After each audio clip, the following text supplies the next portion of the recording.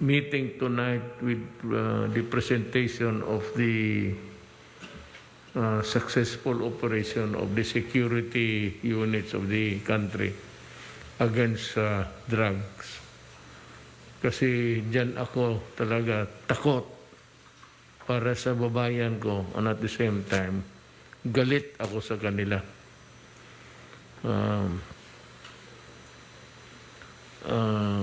Hindi ako nagbibiro kung sinasabi ko na natatakot ako sa anong mangyari ng bayan ko pag hindi maghinto talaga itong pasok ng droga. It would require more than just double of what we are doing now to cope up with the widespread importation or the presence of whatever, baka dito rin the drugs in the country. But I would like to reassure again those who are into it that do not destroy my country because I will kill you.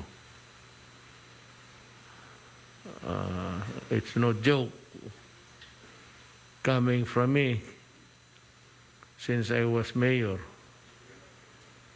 Di talaga ako papayag kailanman. So,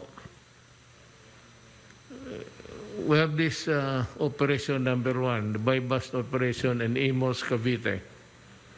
Topacio State Phase 8, Barangay Magdalo. Mahayang Pag-asa, Imos, Cavite. The time was 9:15, September 9, 2021. The operating units, the PDEA, and the Armed Forces of the Philippines, together with the Bureau of Customs. Hindi ko na kailangan enumerate yan. Trabaho nila yan. So, we have the next slide.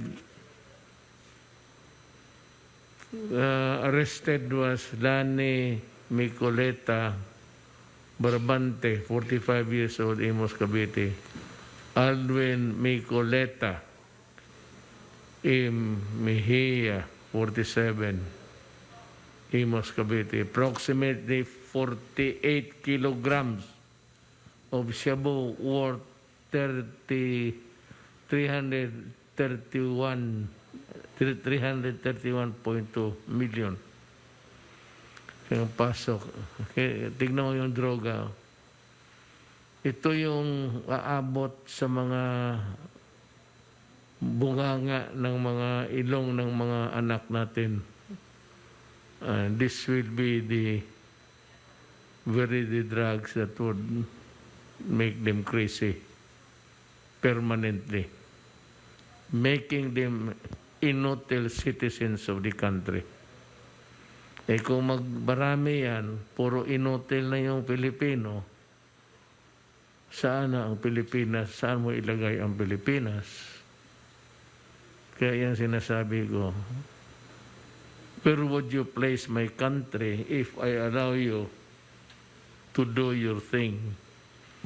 And if I listen to the human rights about violations, alam mo, sabi ko sa inyo, they are armed, all of them. At makita mo ito. Next slide.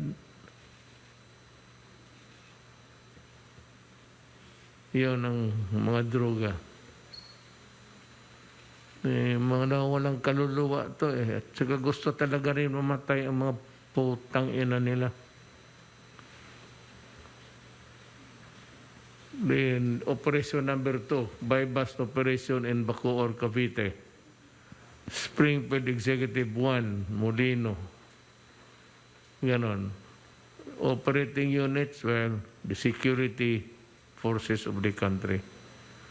NICA, pati Bureau of Customs, PDEA. Killed were Basir Bangon, Pangguga, 59 years old, Cagayan de Oro City. Cagayan de Oro is just about a few kilometers from Marawi. A top-level drug personality with direct contact with the Chinese syndicate. His main market was the areas of Visayas and Mindanao. Then Calino Untanan with Tampogao, Das Parañas, Cavite. Kita mo yung 1 kilo of suspected shabu subject to bypass worth 600. 180 kilograms of suspected shabu possession worth 1.24 billion. Bilyones na kasi ngayon eh. You would notice that it is seldom mentioned that the drugs are worth about so many millions. Billions na ngayon ang pinag-usapan. So, millions ang tatamaan nito. During the time of Shabu, that's the last accurate count, there were about 1,400,000 Filipinos already na may tama na sa Shabu. And all are useless human beings. Much less, lalo na citizen of this country. So, next slide. Ayan. Pag-aralan ninyo yung mabuti. Kayong mga gusto talaga. Do not give me that shit about human rights. Yun ang gusto ninyo. Ayan ang ibigay ko sa inyo.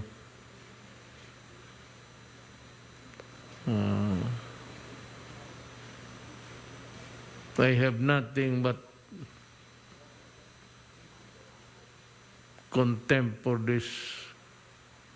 Well, good evening, everyone, mga kababayan ko. I would have want to spare you, especially in front of your family, yung mga nangamatay, pero I have to do it to impress upon everybody the severity of the consequence kung magsalubong tayo. Now, tonight we will update the nation on several issues confronting our nation, including our latest COVID-19 pandemic response and our rescue and relief efforts on the affected areas of Typhoon Julina and Typhoon Kiko. Let's talk first of the COVID-19 cases. Today, DOH reported 17,964 new COVID-19 cases, bringing the total number of active cases to 175,470. The positivity rate is at 28%. There are 168 reported deaths today. Marami yan.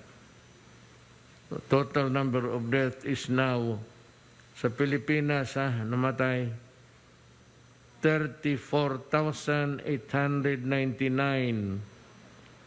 or 1.6 of the total cases. Alam mo, if you compare this with the other nations, sa kunin natin doon sa number of population, medyo mababa tayo sa ratio.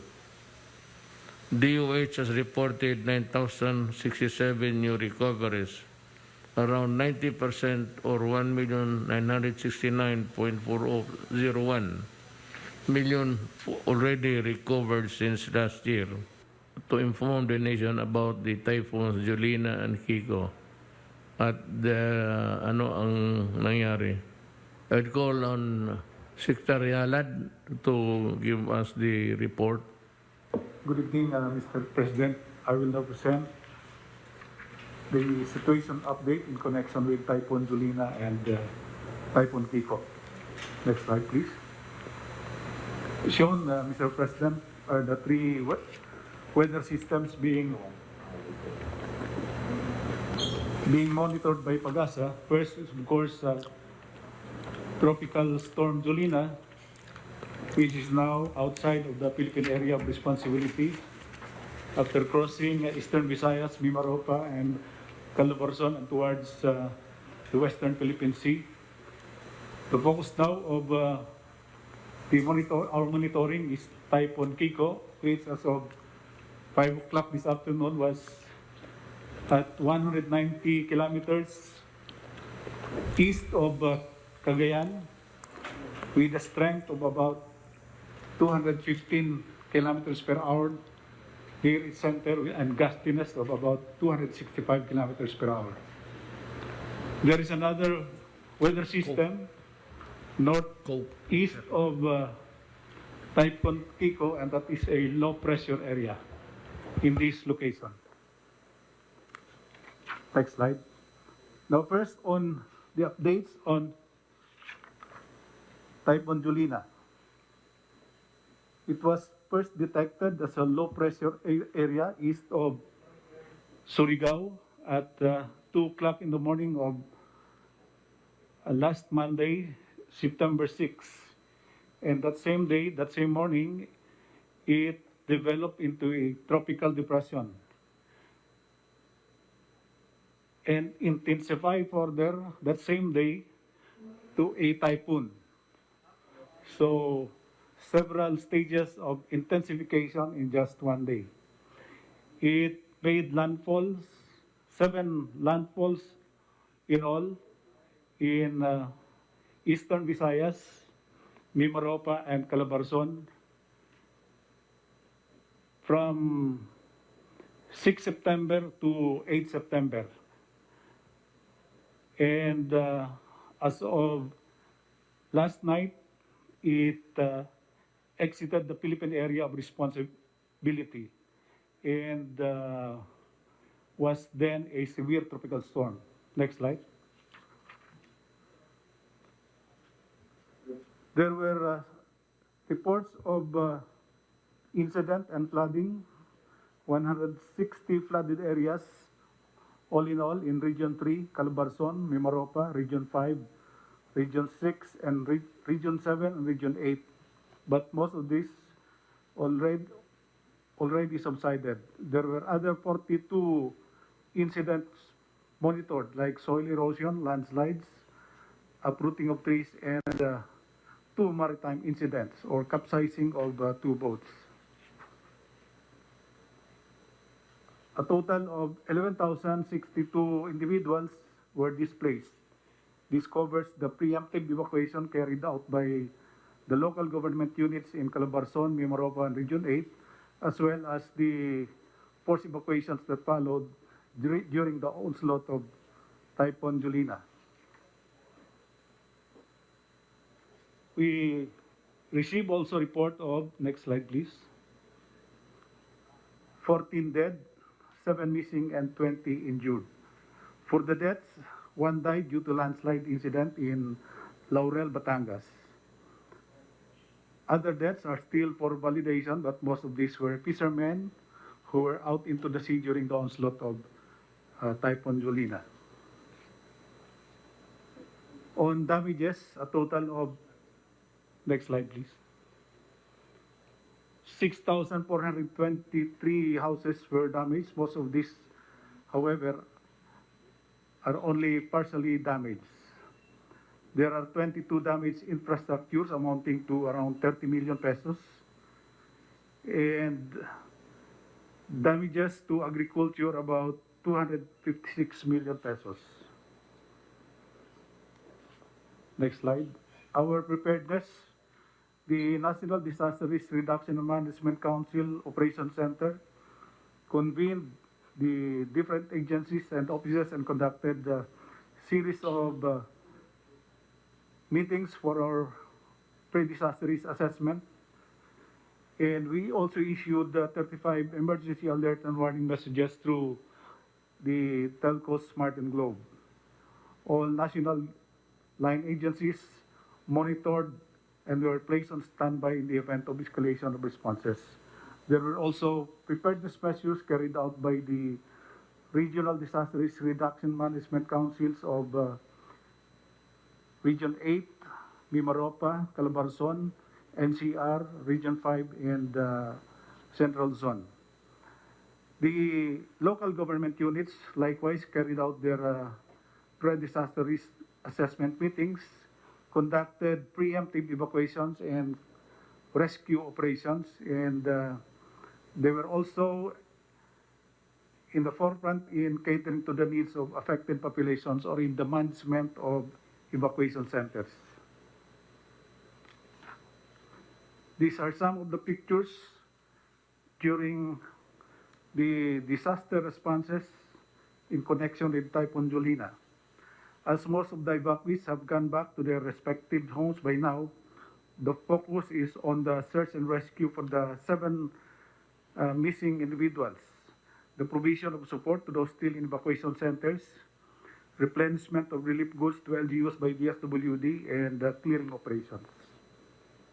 So that is our update in connection with Typhoon Julina, Mr. President, and on to the updates on Typhoon Kiko.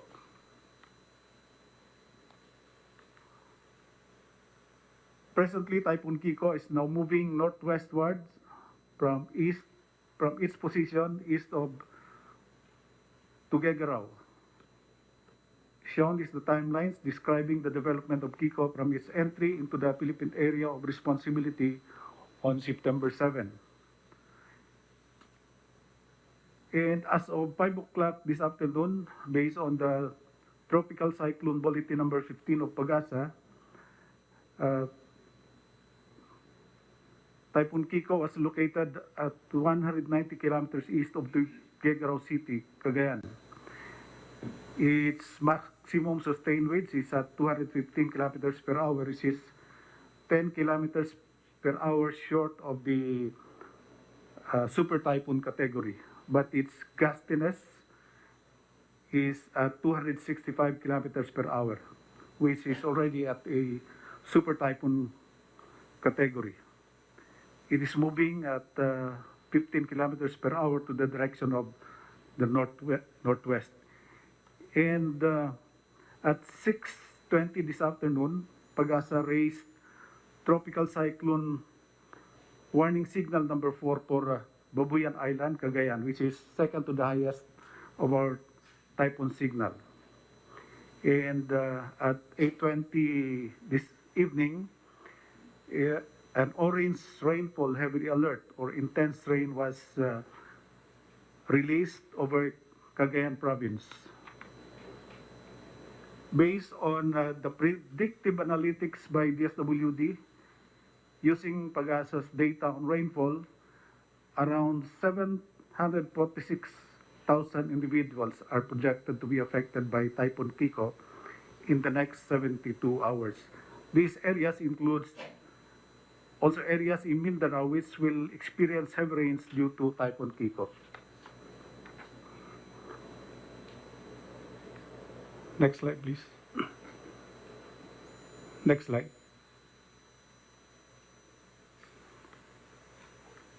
Shown are our preparedness for Typhoon Kiko.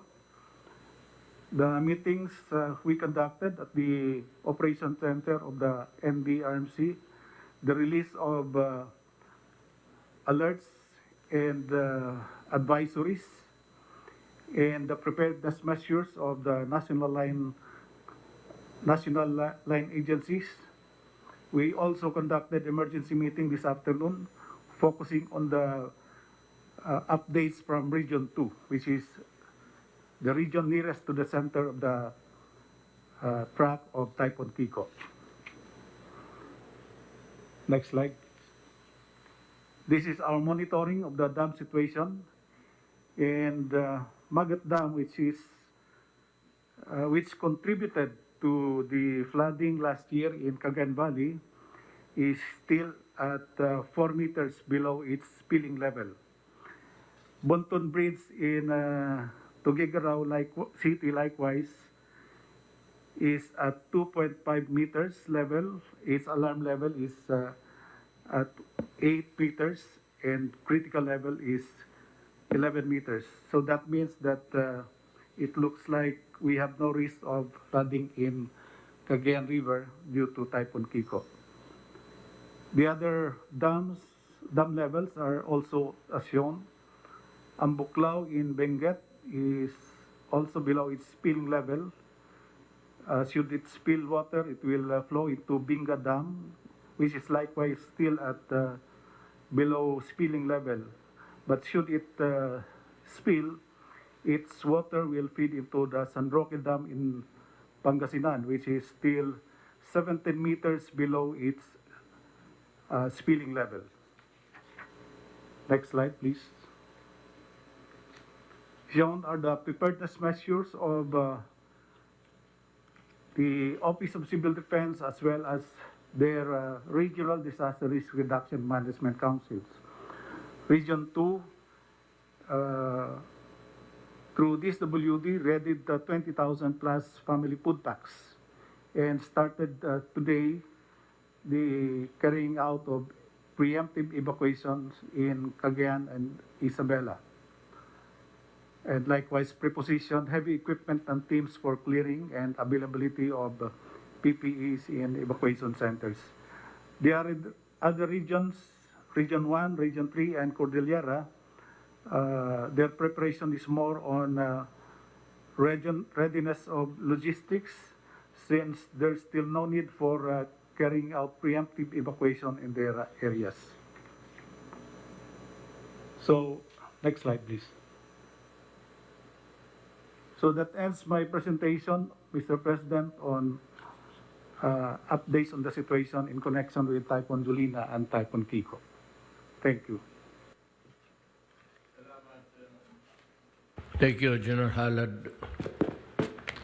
At this point, let's talk about education. And I'd like to call on Secretary Briones to report on DepEd and what's happening in our department. Good evening, Mr. President. Good evening, fellow members of the Cabinet, as well as the Filipino people. We want to give a summary of our 5-year gains in the fight for accessible and quality education. During the past 5 years, Mr. President, we have continually addressed the challenge of quality in basic education. We are now concentrating on quality since we were successful in increasing enrollment levels. So it's not quantity alone, but quality as well. Under our program of Sulong Edukalidad, we reviewed the curriculum where before we required more than 15,000 learning competencies, and which were reduced to 5,000 in the light of the pandemic, Mr. President. We all know that where there are good students, well-performing learners, there should be good teachers as well. There will be good teachers, and we will have good learners. And so we are transforming the National Educators Academy of the Philippines. We are also continuously consulting with a broad range of stakeholders, which we call the Education Forum, which gives us advice on many things relative to education. The gains, next please. The gains in education, Mr. President, were made possible because of the very high level of support and commitment that your administration has given to education right from the beginning.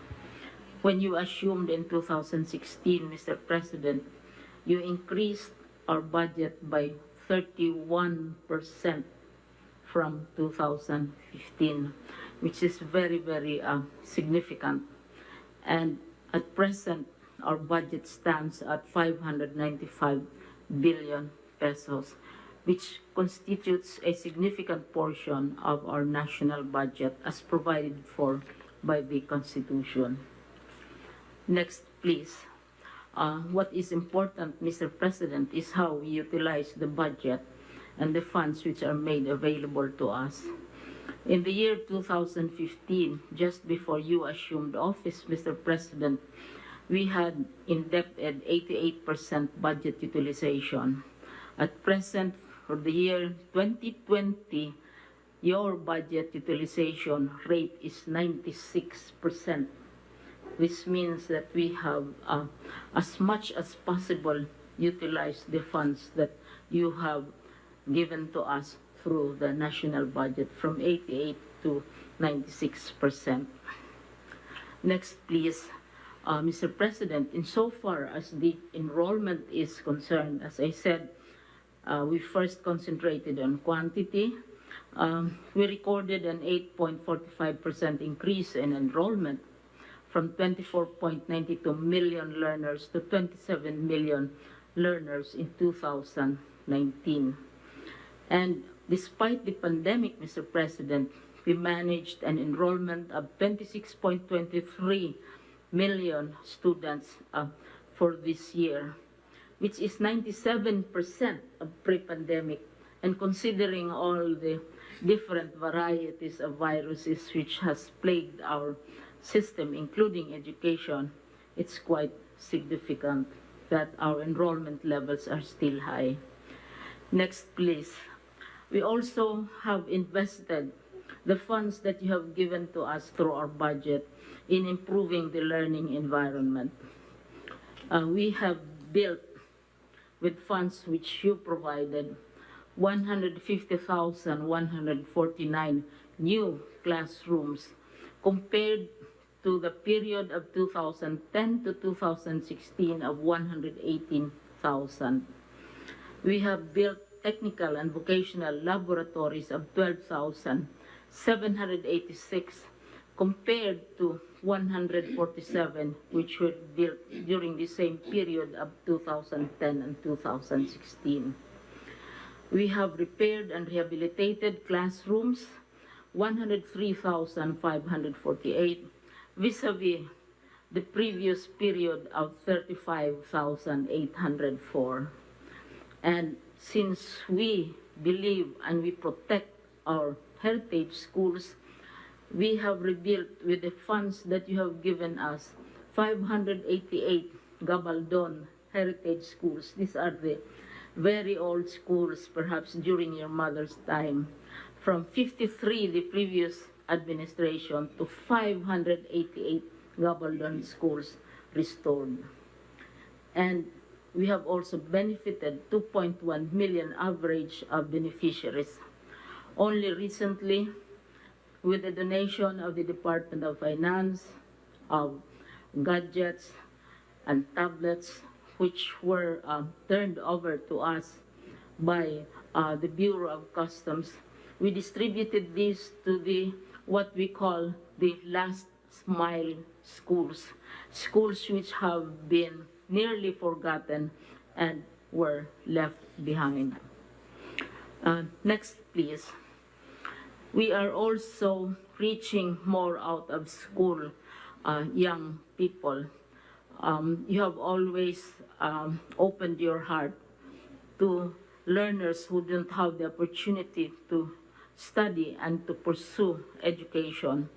And so our enrollment, for example, Mr. President, for the equivalent of 5 years compared to the previous 5 years is 57% higher than past administrations.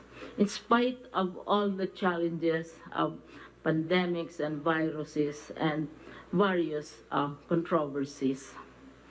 And so we produced graduates from one region, for example, where we piloted senior high school for the alternative learning systems. This is for students who don't have the opportunity to go to regular school because they are either working or they don't have the capacity to support themselves. Next, please. On the matter of nourishment and nutrition, we all know the direct relationship between good nutrition and good learning, effective learning for our children. So we have an annual average of 2,191,442 malnourished and undernourished learner beneficiaries benefiting from school-based feeding programs. Right now, we have projects with agencies, for example, like the Department of Agriculture, to provide milk and bread for learners who are malnourished and undernourished. Our ideal and our ambition, our dream, Mr. President, that we don't distinguish between and among malnourished and undernourished. All children should be fed when they go to school, as they are fed also in other countries. Next, please. We have distributed 55,151 ICT. This is internet packages which were delivered for the past 5 years. And as I have said, we immediately distributed donations from the Department of Finance and other partners for advancing our journey towards the digital age. Personally, Mr. President, I would like to lessen our dependence on materials which are made out of paper, because we trigger floods, we require the killing of forests, etc., etc. And usually these materials are more expensive compared to ICT. And we are grateful. Department of Finance has donated twice already customs. And we are hoping that they will catch more smugglers for the benefit of our learners. And have also been negotiating with our multilateral partners like Asian Development Bank for the provision, Mr. President, of radios and other means of teaching and learning for our students, because there are places where you don't have connectivity, and we use radios, and they're very interesting for our children. We also have improved the ratio. We are always told time and again, Mr. President, that you have classes with 70 or 80 kids and one teacher. This is not true anymore. In 2016, when you started, we brought down the number of students per classroom to 32 per class. And in 2020, we brought down the number to 28 learners per class, instead of the usual dramatics about 60 to 70 or 80 kids per classroom. Most important, Mr. President, next please, in our fight for access and quality, next please, for our teachers, we consider them our heroes. And I have shown this chart before. Please, next chart, please. This one. It's very interesting, Mr. President. When you came in 2016, a teacher one who is at the lowest level of teaching earned 19,077. At this time, basic salary to Mr. President, he or she is earning 23,877 under your administration, Mr. President. By the time you end your administration in 2022, the lowest salary rate of a teacher, lowest grade, is 25,439, and not the pittance which has also been described by various sources. So by the end of your term, first we started the highest level for a teacher, Mr. President. Perhaps your mother was a master teacher, but she was even higher than this. When you came in, the salary of the highest teacher grade was 43,000. Now, the salary of the highest teacher grade is 60,901. Very, very much higher than my salary when I was a full professor at the University of the Philippines and an emeritus professor. 60,000. And by 2022, when you finish your term, your highest teacher, this is master teacher 4, will be at 62,449 basic salary, Mr. President. Now, in addition to the basic salaries which you have generously provided, because all of us love our teachers, you have other allowances which our teachers earn, like the personal economic relief allowance. This is 2,000 pesos, Mr. President. The clothing allowance of 6,000 pesos. Before, Mr. President, we gave uniforms ready-made or clothes to be made into uniforms. Now we give them money. They have a choice. We give them 6,000. It's their choice. They can have new uniforms made, or they can make do with their old uniforms, but they are not held accountable for that money. Whatever they do with their clothing allowance, that is their choice, and that is 6,000 pesos. Of course, they have the mid-year bonus, which is allotted to all government employees. This is 1 month basic pay. Then you have this special hardship allowance for those who are in more difficult circumstances. This is 25% of the annual basic salary, 1/4. Then you have the honoraria for teaching overload. We have to emphasize this because perhaps the public needs more information on the benefits that you, under your administration, has given to teachers, which is a maximum of 25% of basic salary. I wish cabinet members will also get 25% of their basic salary when they stay up to 12 midnight attending IATF meetings. And then, most wonderful of all, and Senator Bong has been instrumental here, is the World Teachers' Day incentive, which is 1,000 pesos per teacher. Every year we celebrate Global Teachers' Day. The entire world pays tribute to the teacher. But ours is different because we give money, we give cash awards to our teachers, all of them. And while 1,000 seems small, you signed and you approved 910 million for this particular benefit alone for the teacher, a very huge chunk of our budget. And that is how you have always loved teachers. And then we have the 1 month basic pay of the employee as well, plus the usual representation allowance and transportation allowance. And then you have the step, this is called the step increment due to length of service. The longer you stay in government or in the Department of Education, for every 3 years of continuous service, you are promoted 1 step.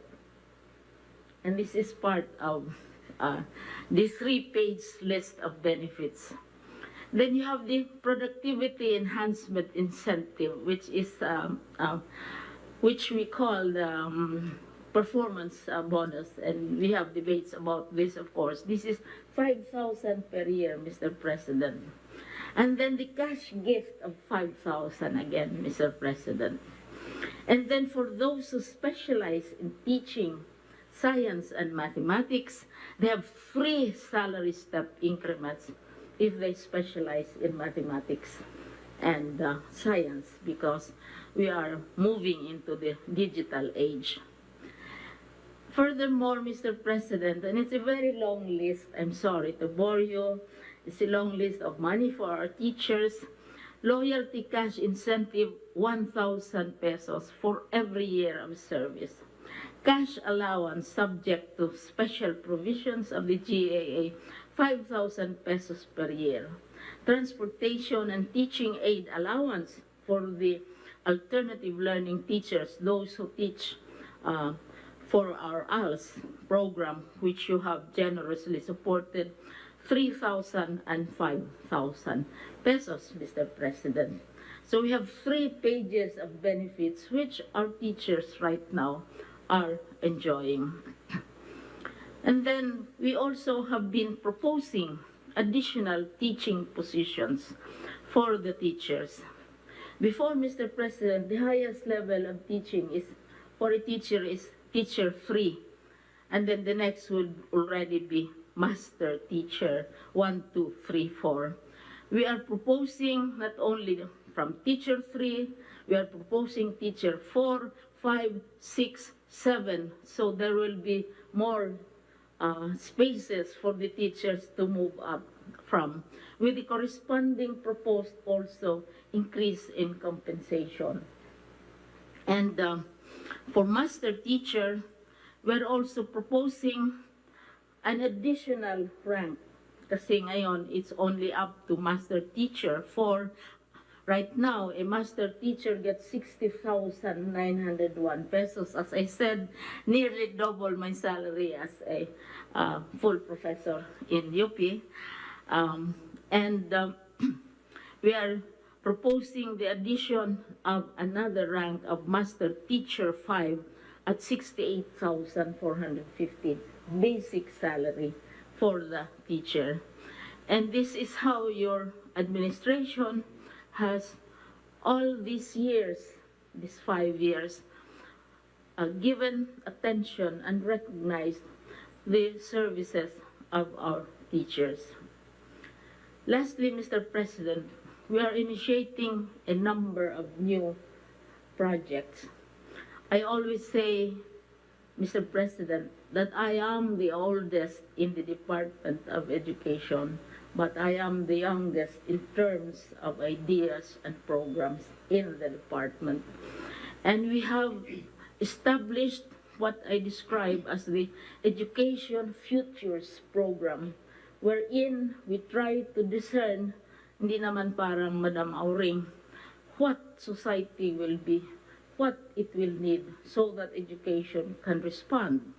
Like, for example, the possibilities now of robot teachers, which are being studied in other countries, brain implants, machines which are so much better than humans, and how can humans remain human in the light of all these fascinating developments.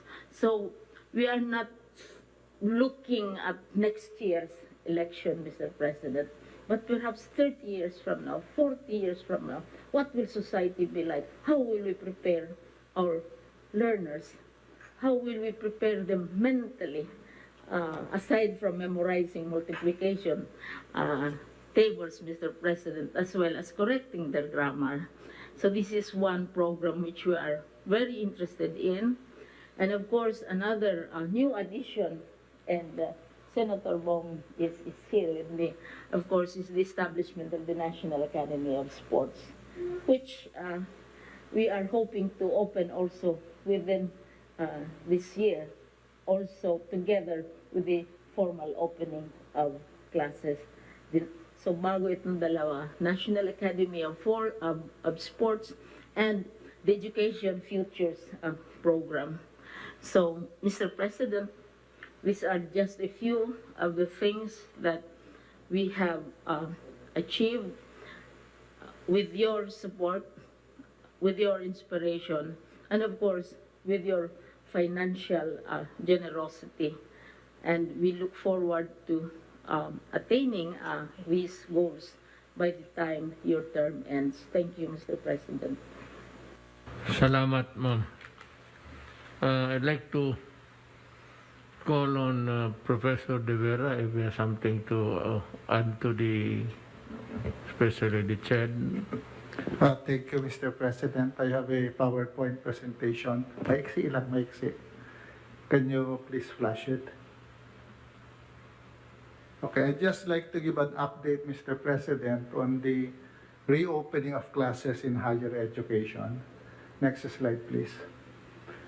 Out of the close to 2,000 universities and colleges, about 1/3 has already opened in August, Mr. President. So nagsimula na yung semestre para sa ibang malalaking eskwelahan.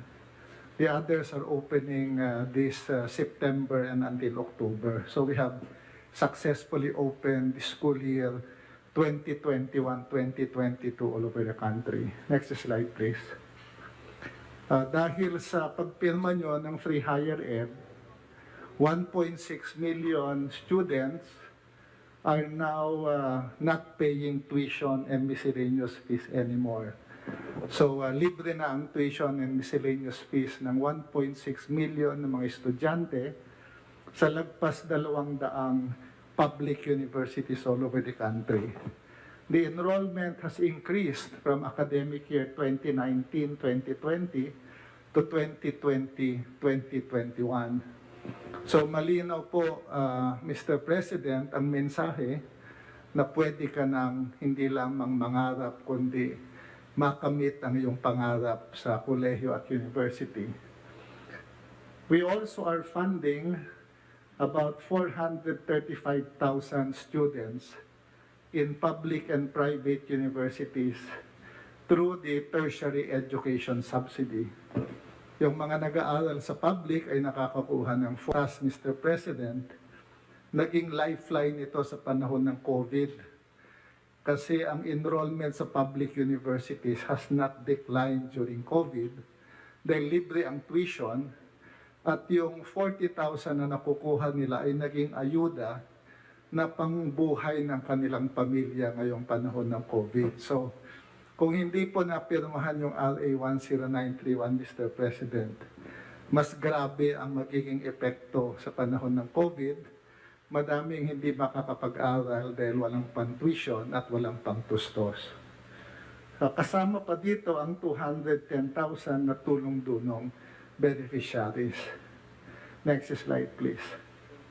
Maliban sa RA 10931, we are also subsidizing now about 91,000 additional students in public and private universities through merit scholarships.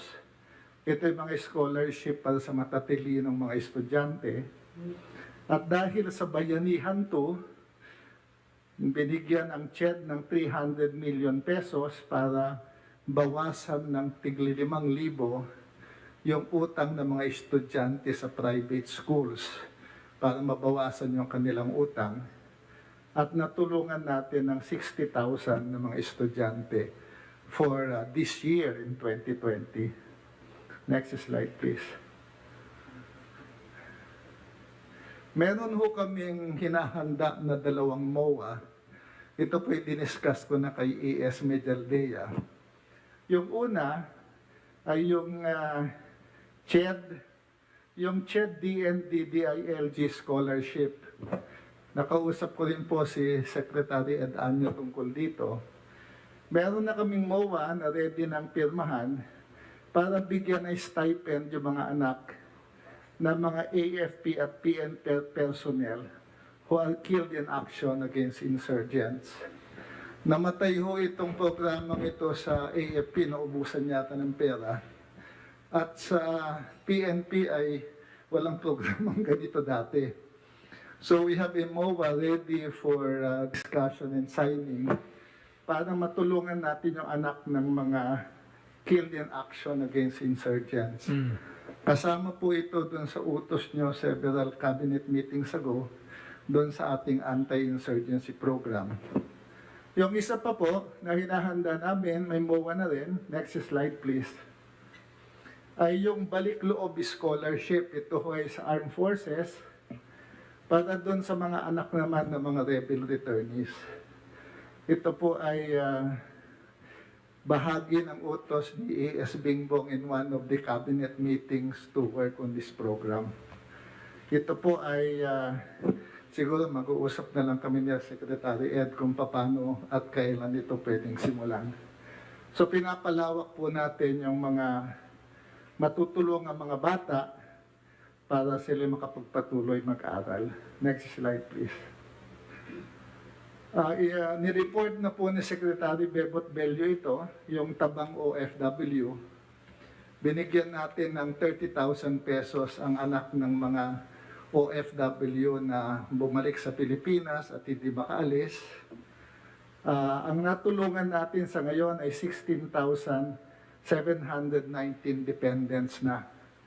Meron pa ho tayong natitirang mga 500 million para dito para pwede nating i-cover itong current school year. So in total, ang matutulungan natin ay pinakakonti yung 16. Kung sila ulit bibigyan pa ng isang taon, matutulungan natin ito. So binibigyan natin sila ng 30,000 pesos na grant. At baka sakali naman kung bumuti yung ekonomiya at sila'y makaalis na, baka hindi na nila kailanganin ito sa susunod na taon. So meron ho tayong 1 billion na allocation dyan.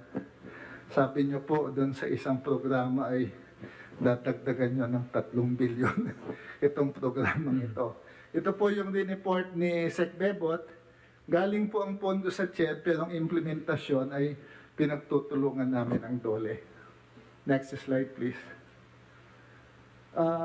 Nagpapasalamat kami, Mr. President, na noong January, pinayagan nyo na yung limited face-to-face classes sa medicine and allied health sciences.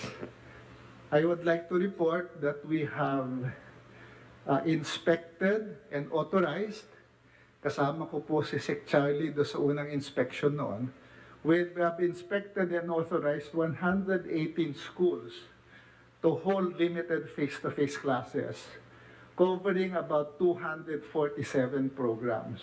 Next slide, please.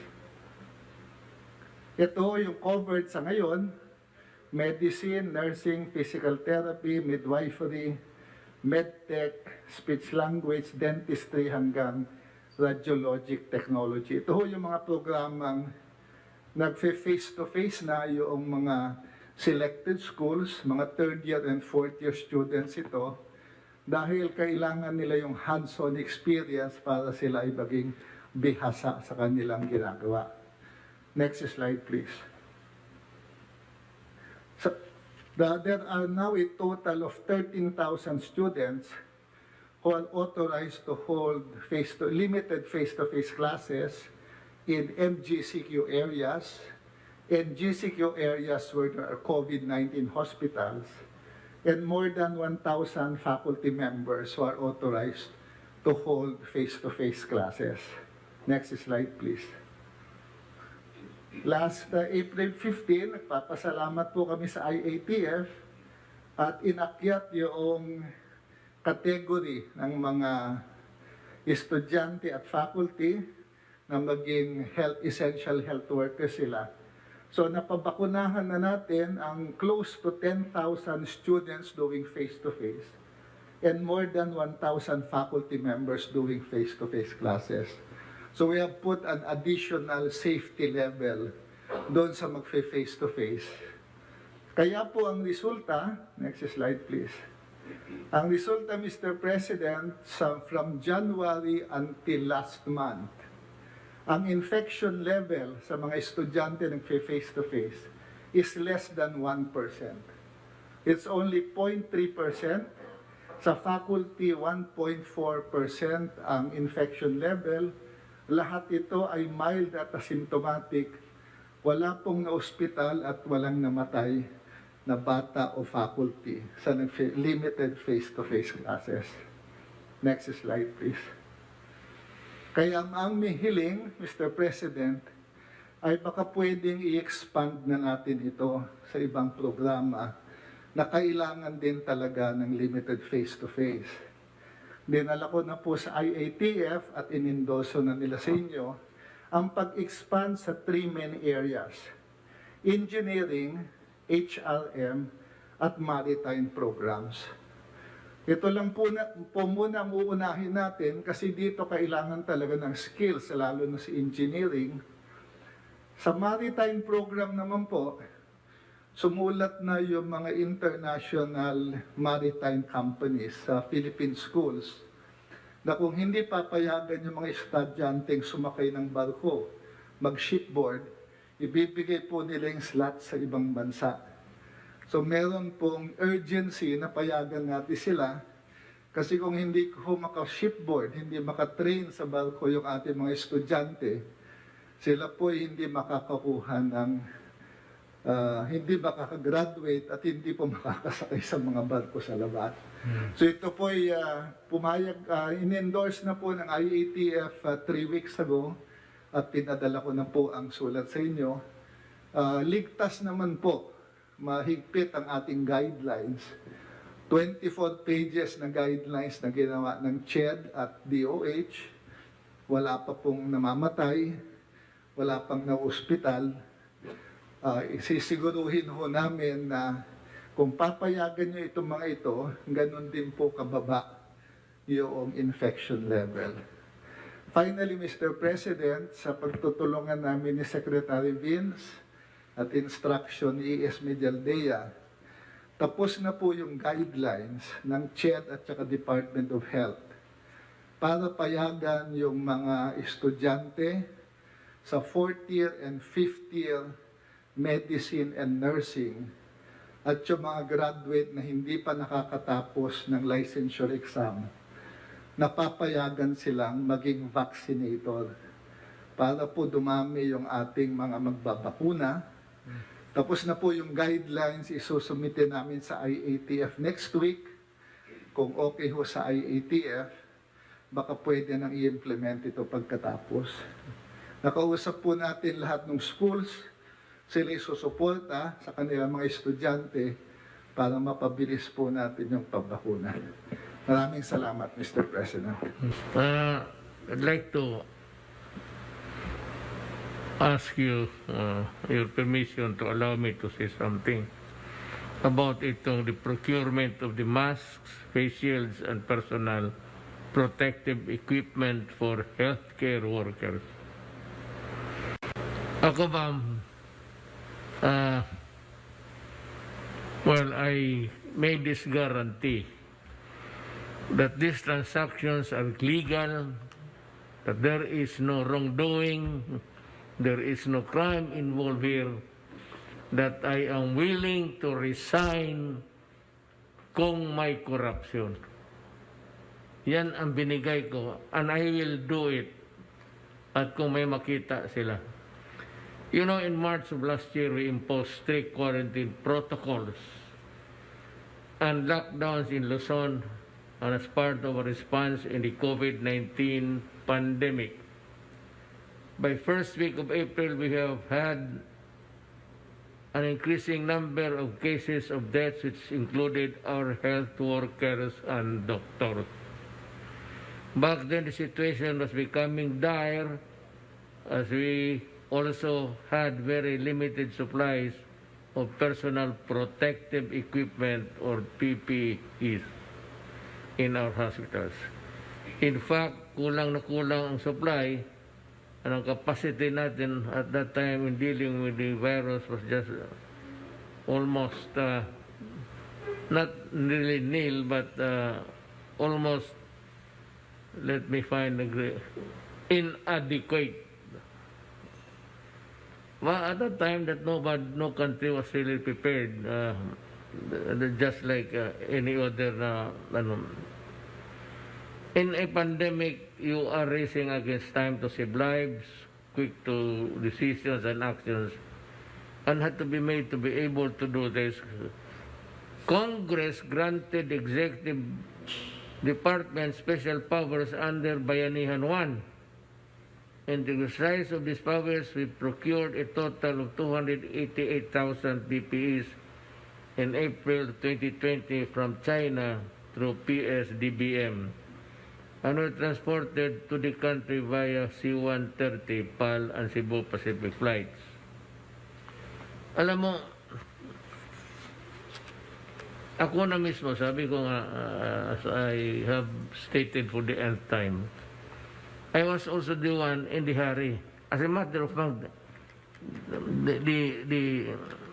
the number one person who was really insistent na ngayon, itong ongoing projects ng Congress, sabi naman Commission of Audit, si Michael Aguinaldo himself clarified that the findings of the auditing team that attended the Department of Budget and Management Procurement Service pertain to the inventory management and not to the alleged overpricing of the medical supplies of the fight against COVID-19. The findings of the auditing that handles PSDBM really pertain more to the inventory management and not overpricing. Michael said during the Senate inquiry, to further accelerate the positioning of the PPS and critical supplies to strategic areas, BRP Bacolod carrying a total of 200,000 PPS departed from China on May 1, 2020, bound for Davao City. The PPEs are full piece sets including the now subject face mask and face shields, many of which are allocated for all government hospitals and other hospitals with COVID-19 patients and laboratories.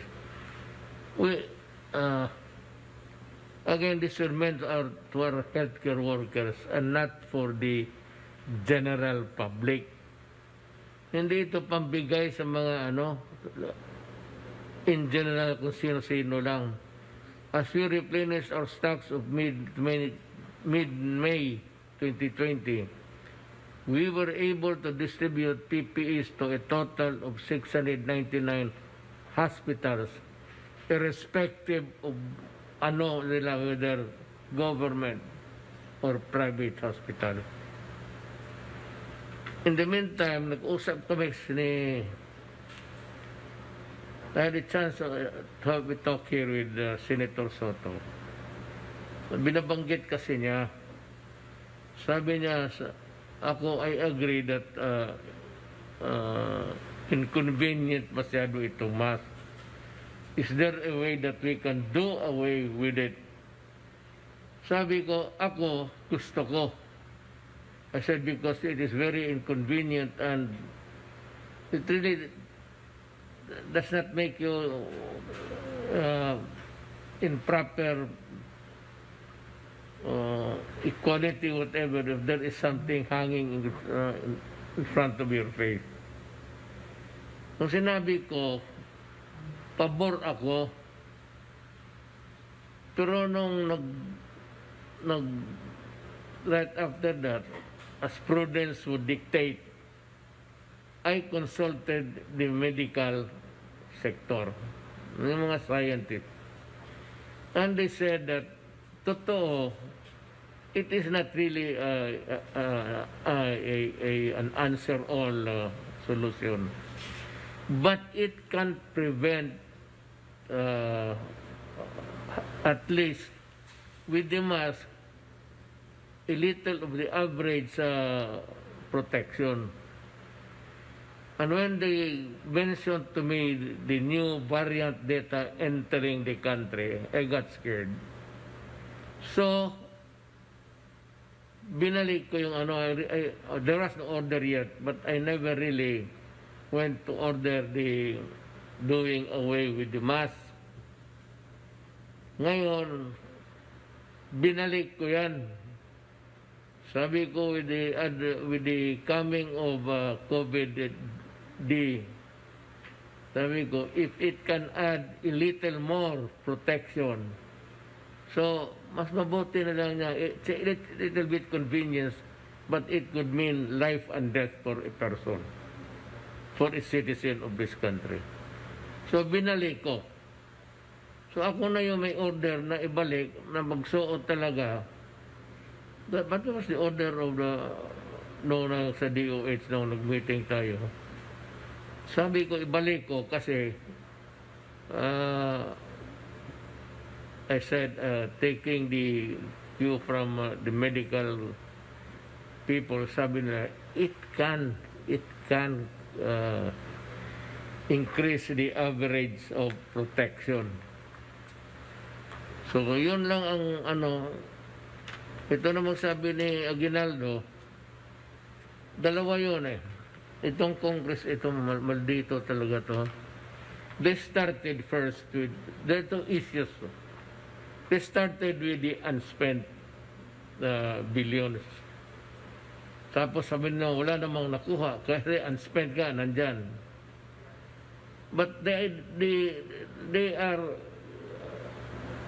asking si Duque kung bakit hanggang ngayon hindi pa nagastos. I mean, you do not run the Department of Health by legislation. Yun ang problema sa kanila. So, wala yun. Kasi huwag mong pasinin yan. If you have a program for the remaining amounts in your department, do it. Do not listen to Congress, they're all bullshit. Wala pang ano lang yan, pang istorbo lang yung yawa na yan. Dito naman sa kabila, dito ko tinaya ang pangalan ko. Kasi tinanong ko talaga yung mga tao.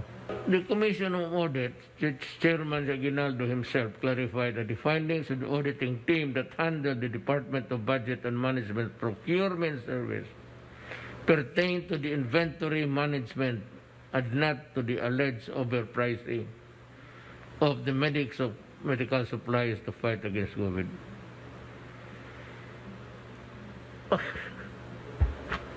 Bakit sila maggawa ng inventory na when the program is going on? I think they should let Secretary Duque finish his job, then conduct the inventory of what is left or what is missing, and that is the time that you make, the findings of the auditing that handled PSPM really pertain more to inventory management and not the overpricing. Aguinaldo said during the Senate inquiry on Tuesday. Dito ko nga tinaya eh. Dito ko sinabi na mag-resign ako kung merong corruption dyan. Ora mismo, bababa ako. Kung nagsabi na walang anomalya sa disbursement at delivery ng items because it was accounted for. Ano ba ang inyong gusto mailisit? Ang agenda ng Blue Ribbon Committee, motu proprio investigation. The senators keep looking for the technical and financial requirements of Parmali. Wala ka na pakialam dyan. Parmali is really a Parmali corporation sa Singapore. Doon yung nag-provide. Ito si Michael Yang, whom I knew for the last 20 years na negosyante ng Davao. Siya yung inutusan ko initially noon nung I made contacts with the Chinese.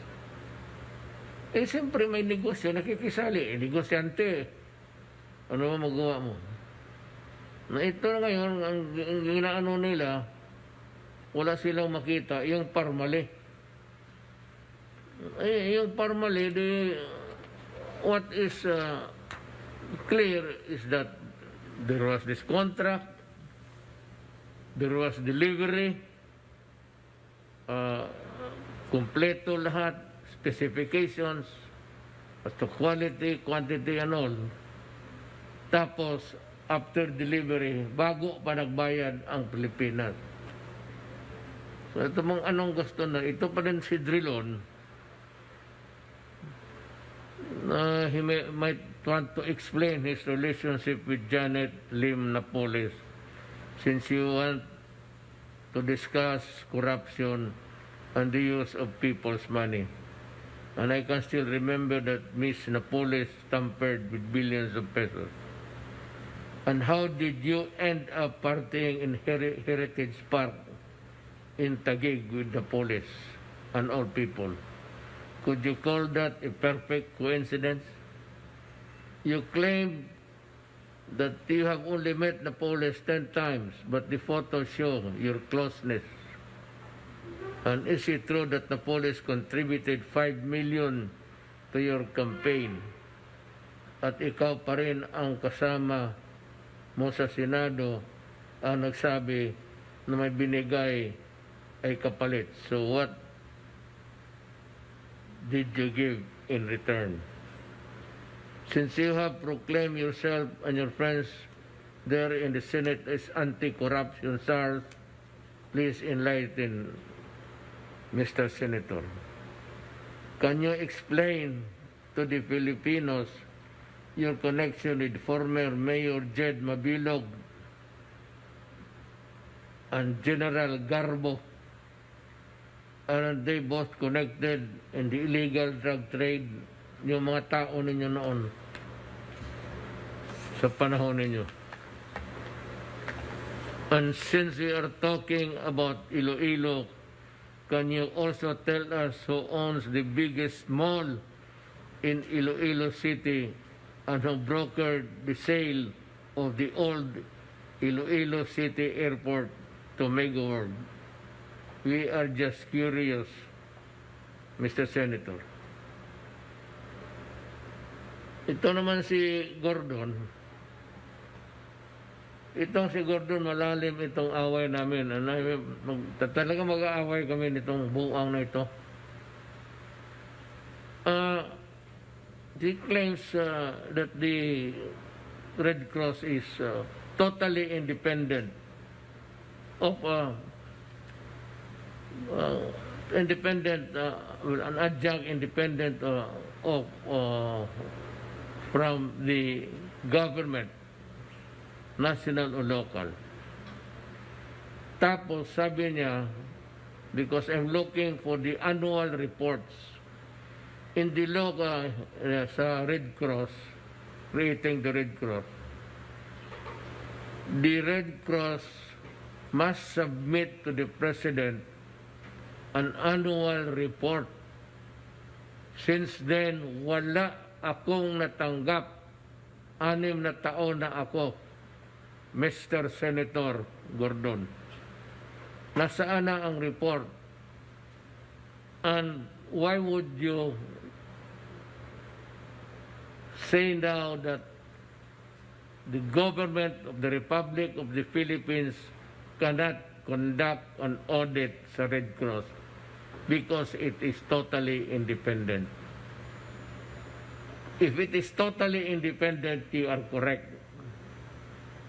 But it is not totally independent because you have been receiving aid, financial aid, from the Republic of the Philippines.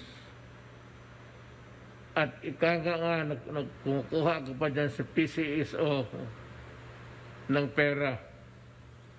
Now, any money belonging to the government of the Republic of the Philippines given to an agency, whatever be the nature, if you're operating here and you receive the money and spend it, you are accountable to the government, and therefore an audit is in order. So in the coming days, I will write you a letter to open up your records, because I will also request Aguinaldo, and I am sure he knows his business, that there is money in Red Cross belonging to the government which he has to look into. Ngayon, kung ayaw mo, mapipilitan akong totally disassociate with you. I will stop government, the national government and all, from having transaction with you in any manner. Wala akong pakialam, hindi ako magbigay ng pera sa iyo. Saka, as far as I am concerned, Red Cross does not exist. And you can create a controversy there or a crisis.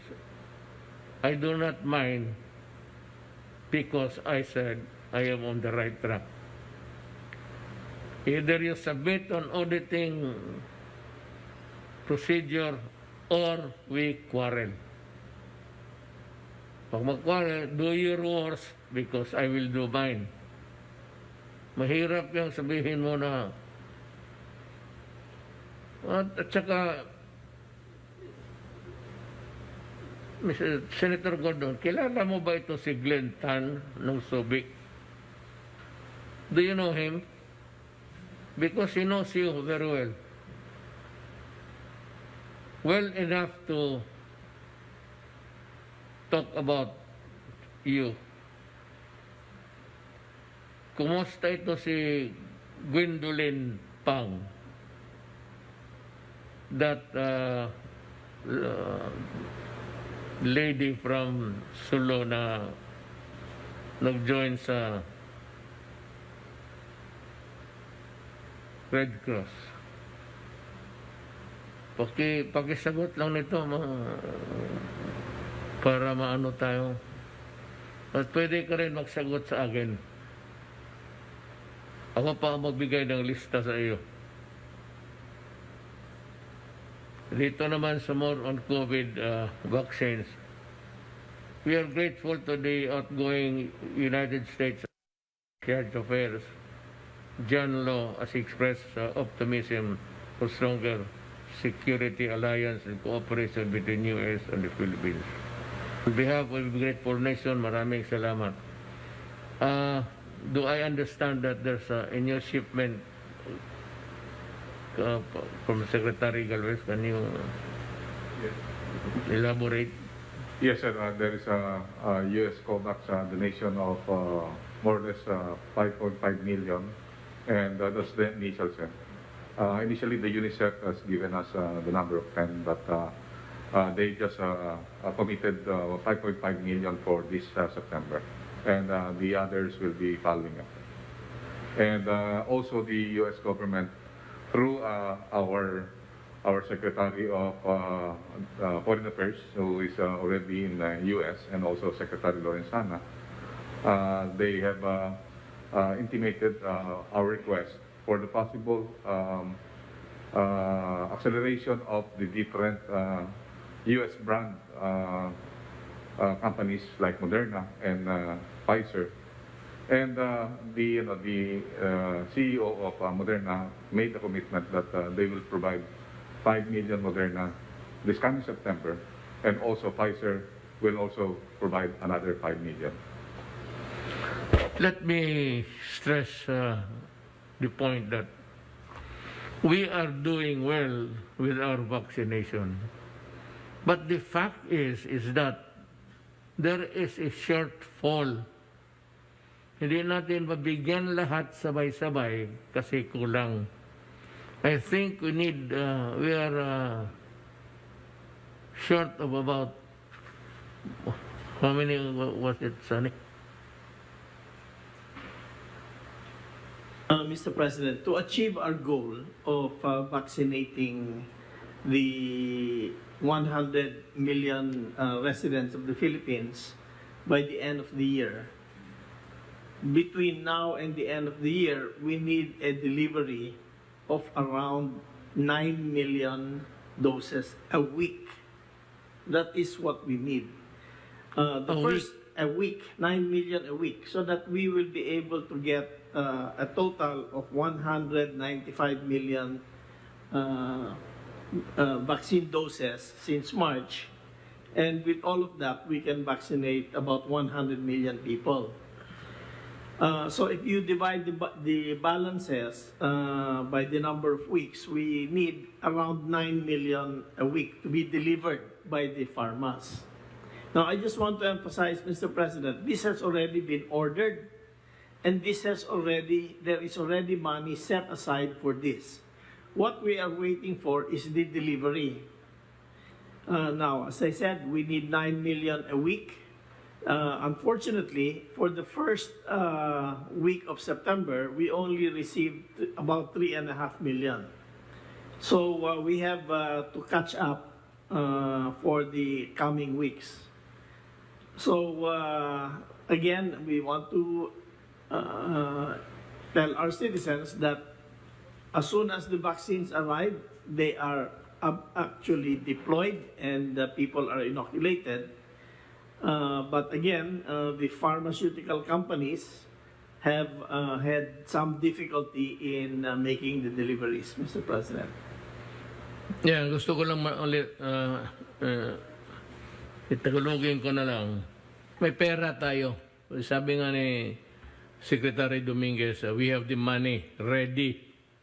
The fact is, we have placed the orders, but kulang talaga worldwide until now. So, nag-aagawan pa rin. Were it not for the good,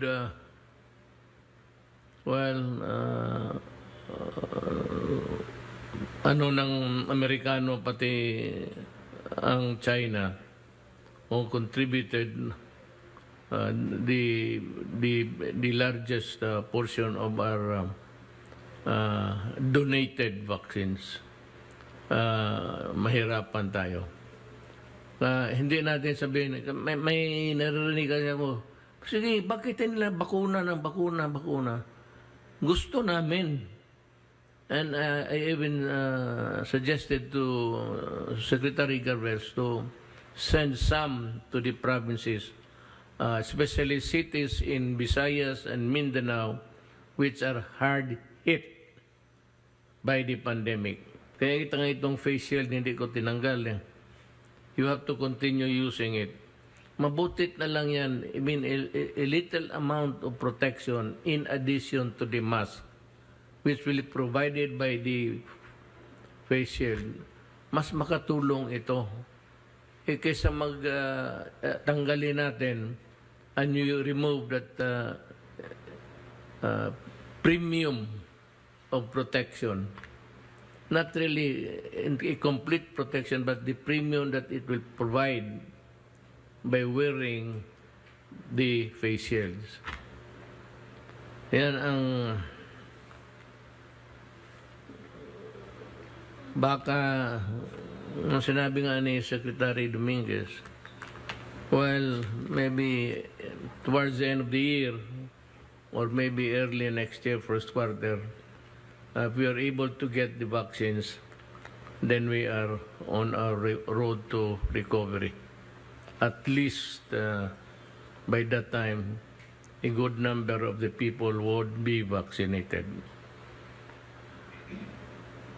Sa Invictin,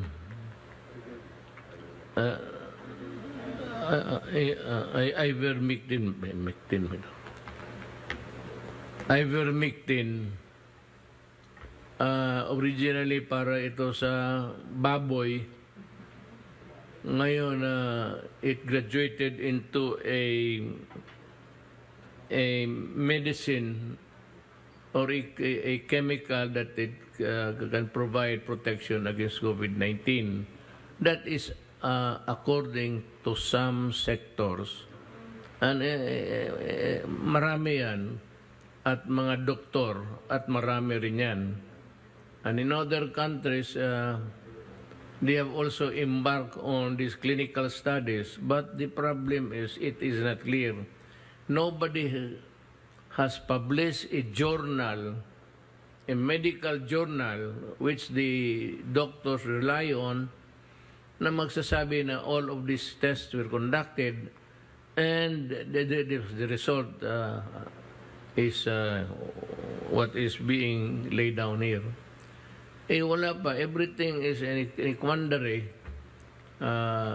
Kanya-kanyang pero there is no actual definite finding na mapublish lang naman baski sa medical journals ng mga doktor na masabi natin na pwede na ito.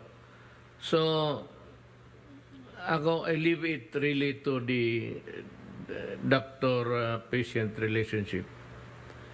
If the doctor believes in good faith that it can help, and the patient also believes in his heart that he will get well, we leave it up to you to decide. Kasi mahirap naman masisi na kung totoo talagang effective tapos pipigilan mo with the testimony bound plus yung mga maraming tao nagsabi na gumaling sila. So, for some people, it would be quite a good gamble to embark on. Pero ako, I am guided, since I am with government, I am a worker of government, I rely on the work and the narratives of government doctors. So, I am bound by what they say. Hindi masyado ako pwedeng magsalita nitong ivermectin. My suggestion is, doctor-patient na lang. If both doctor and patient believe that it can help, that it will produce result, then sa inyo na ho yan. I leave it up to your good, ano ninyo, kung discernment, kung tama ba. On the granular lockdown on GCQ with alert levels, last September 8, the Interagency Task Force for the Management and Emerging Infectious Diseases ito na nung sa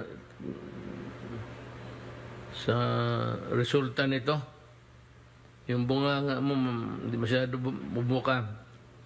Emerging infectious diseases has deferred the implementation of general community quarantine with alert level system in the National Capital Region. Ako yung isa nagsabi, kulang ang guidelines. This to further refine the guidelines, ayan. I ask for a general public's continued understanding and patience on this matter.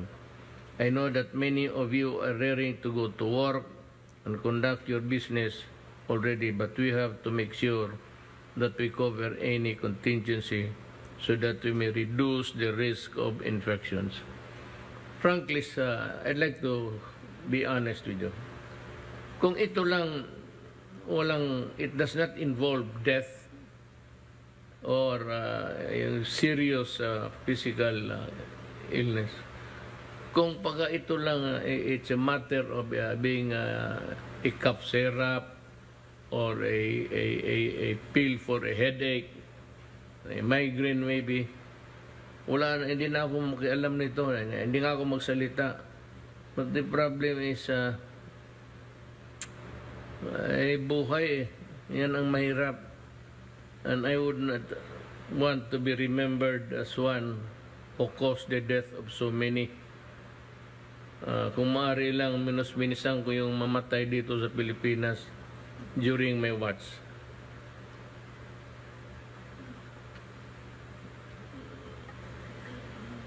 Walang ganun pa rin.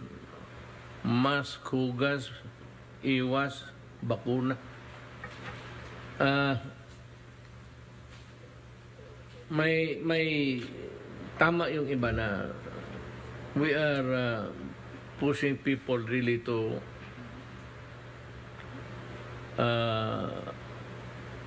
go and get the bakuna, but in some places in the Philippines or a large portion of the country does not have the bakuna kasi kulang nga. Inuuna natin yung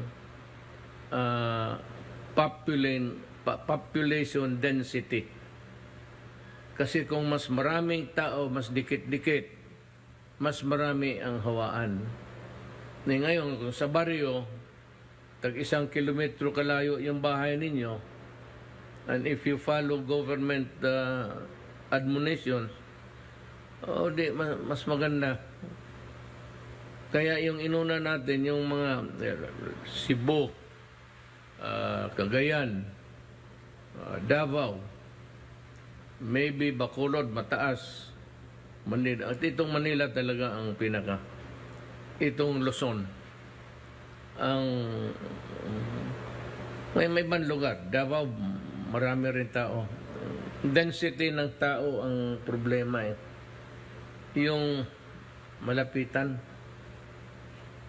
So, whether you like it or not, whether you want to maintain the required distance.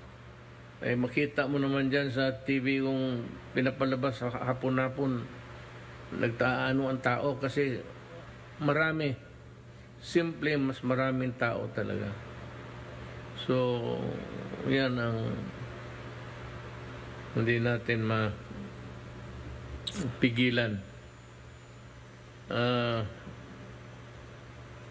You still have, is there anything that you want to talk further? Myself, sir. Yes, ikaw yung we left with you doing the... Thank you. Yes, Mr. President. Just two things.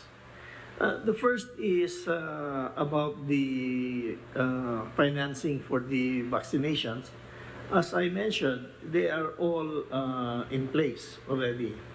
And again, we're just waiting for the deliveries. So we are assured by Secretary Galvez and Secretary Dizon that as soon as the vaccines come, they are injected already right away. The second point I would like to make, Mr. President, is about this controversy on this investigation on the PPEs. Yeah. So far, I've been following the investigations, and so far, there does not seem to be an accusation of any violation of the law, or there's no accusation of overpricing, and there's no accusation of under-delivery, or accusation of misdelivery, or the product is not the right product.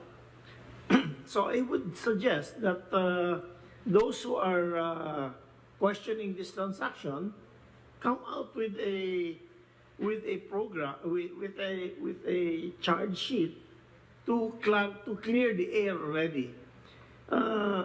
It's very important for the Filipino people to know if there was something anomalous that was done. So far, after I don't know how many 5 or 6 days of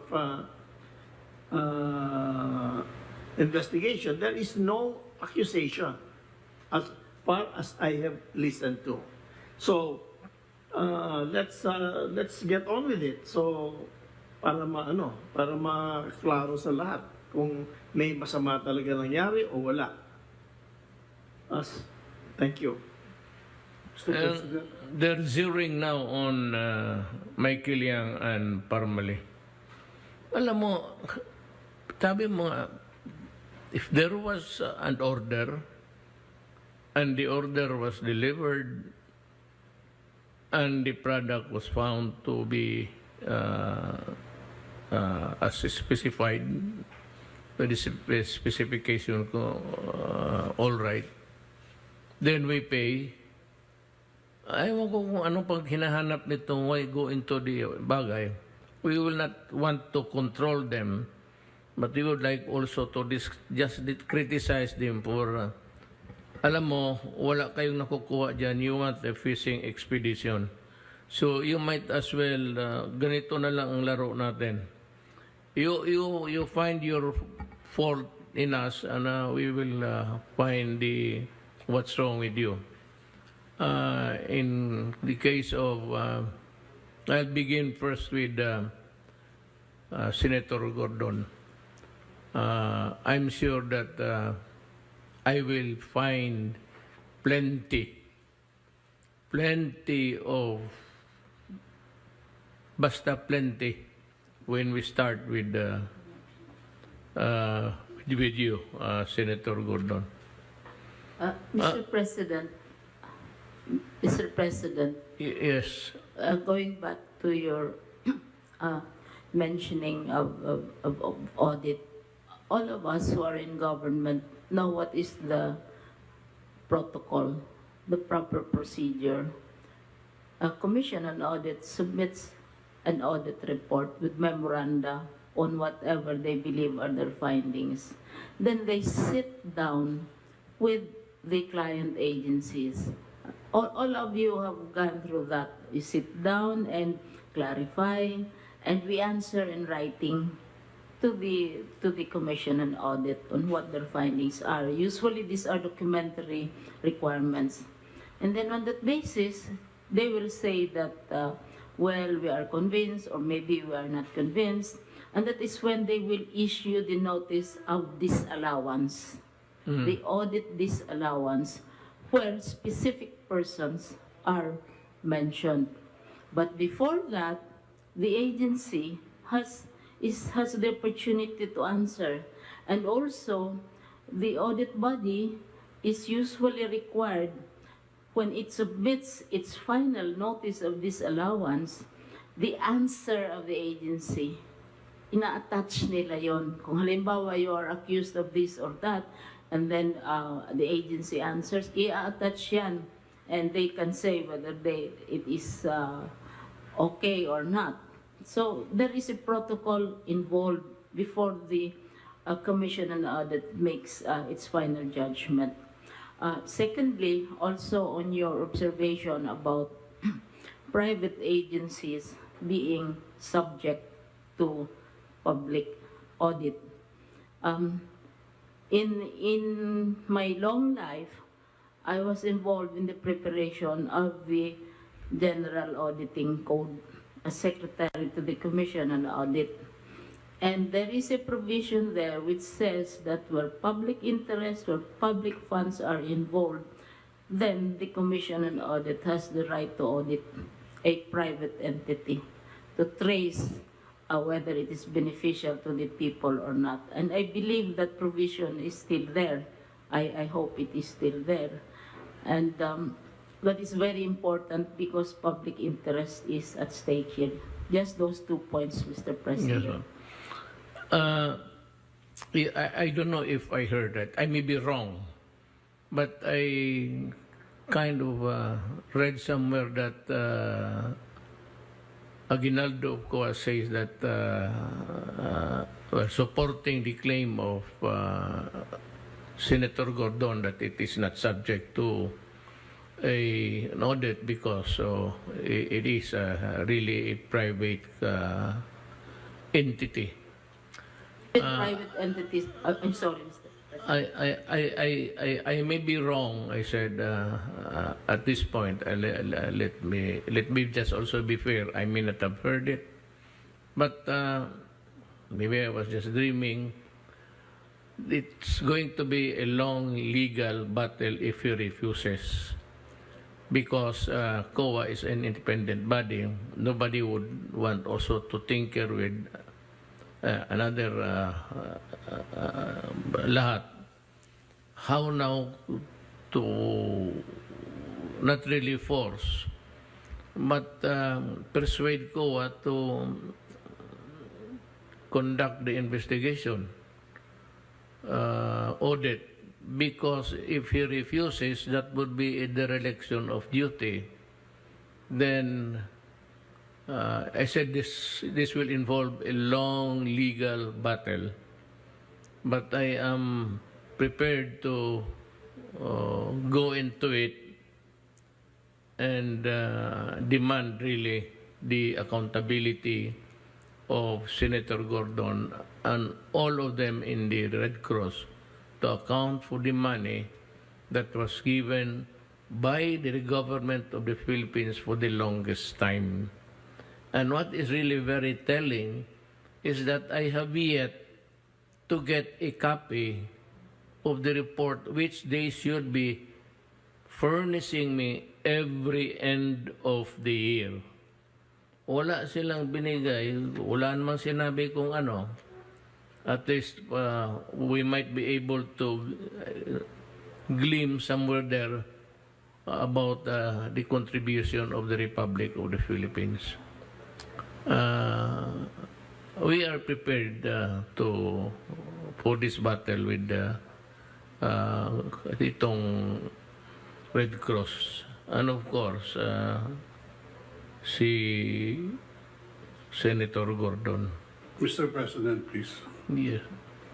Under the Bayanihan Law, the Office of the President was being required to submit a weekly report to the Senate as well as to the Congress of the Philippines. We have been doing it. We did it, Your Honor, for how many weeks? Voluminous records. As the records will bear us out that weekly reports were done under Bayanihan 1 and 2. It was a very tedious task, Mr. President. At the very least, they would have at least cared to read those reports. So we could have avoided this hearing, Your Honor, this daily hearings, Your Honor. We're only on the 5th day, and I think they intend to break the record of the B9 investigation for 25 days, Your Honor. We're wasting so much time, effort, in fighting a pandemic, Your Honor. We cannot waste a daily hearing on all these matters, Your Honor. There's so many things to take care of actually on the home front. And if you keep on calling people to testify there, how can they work? For example, Secretary Galvez, pati si ikaw, pati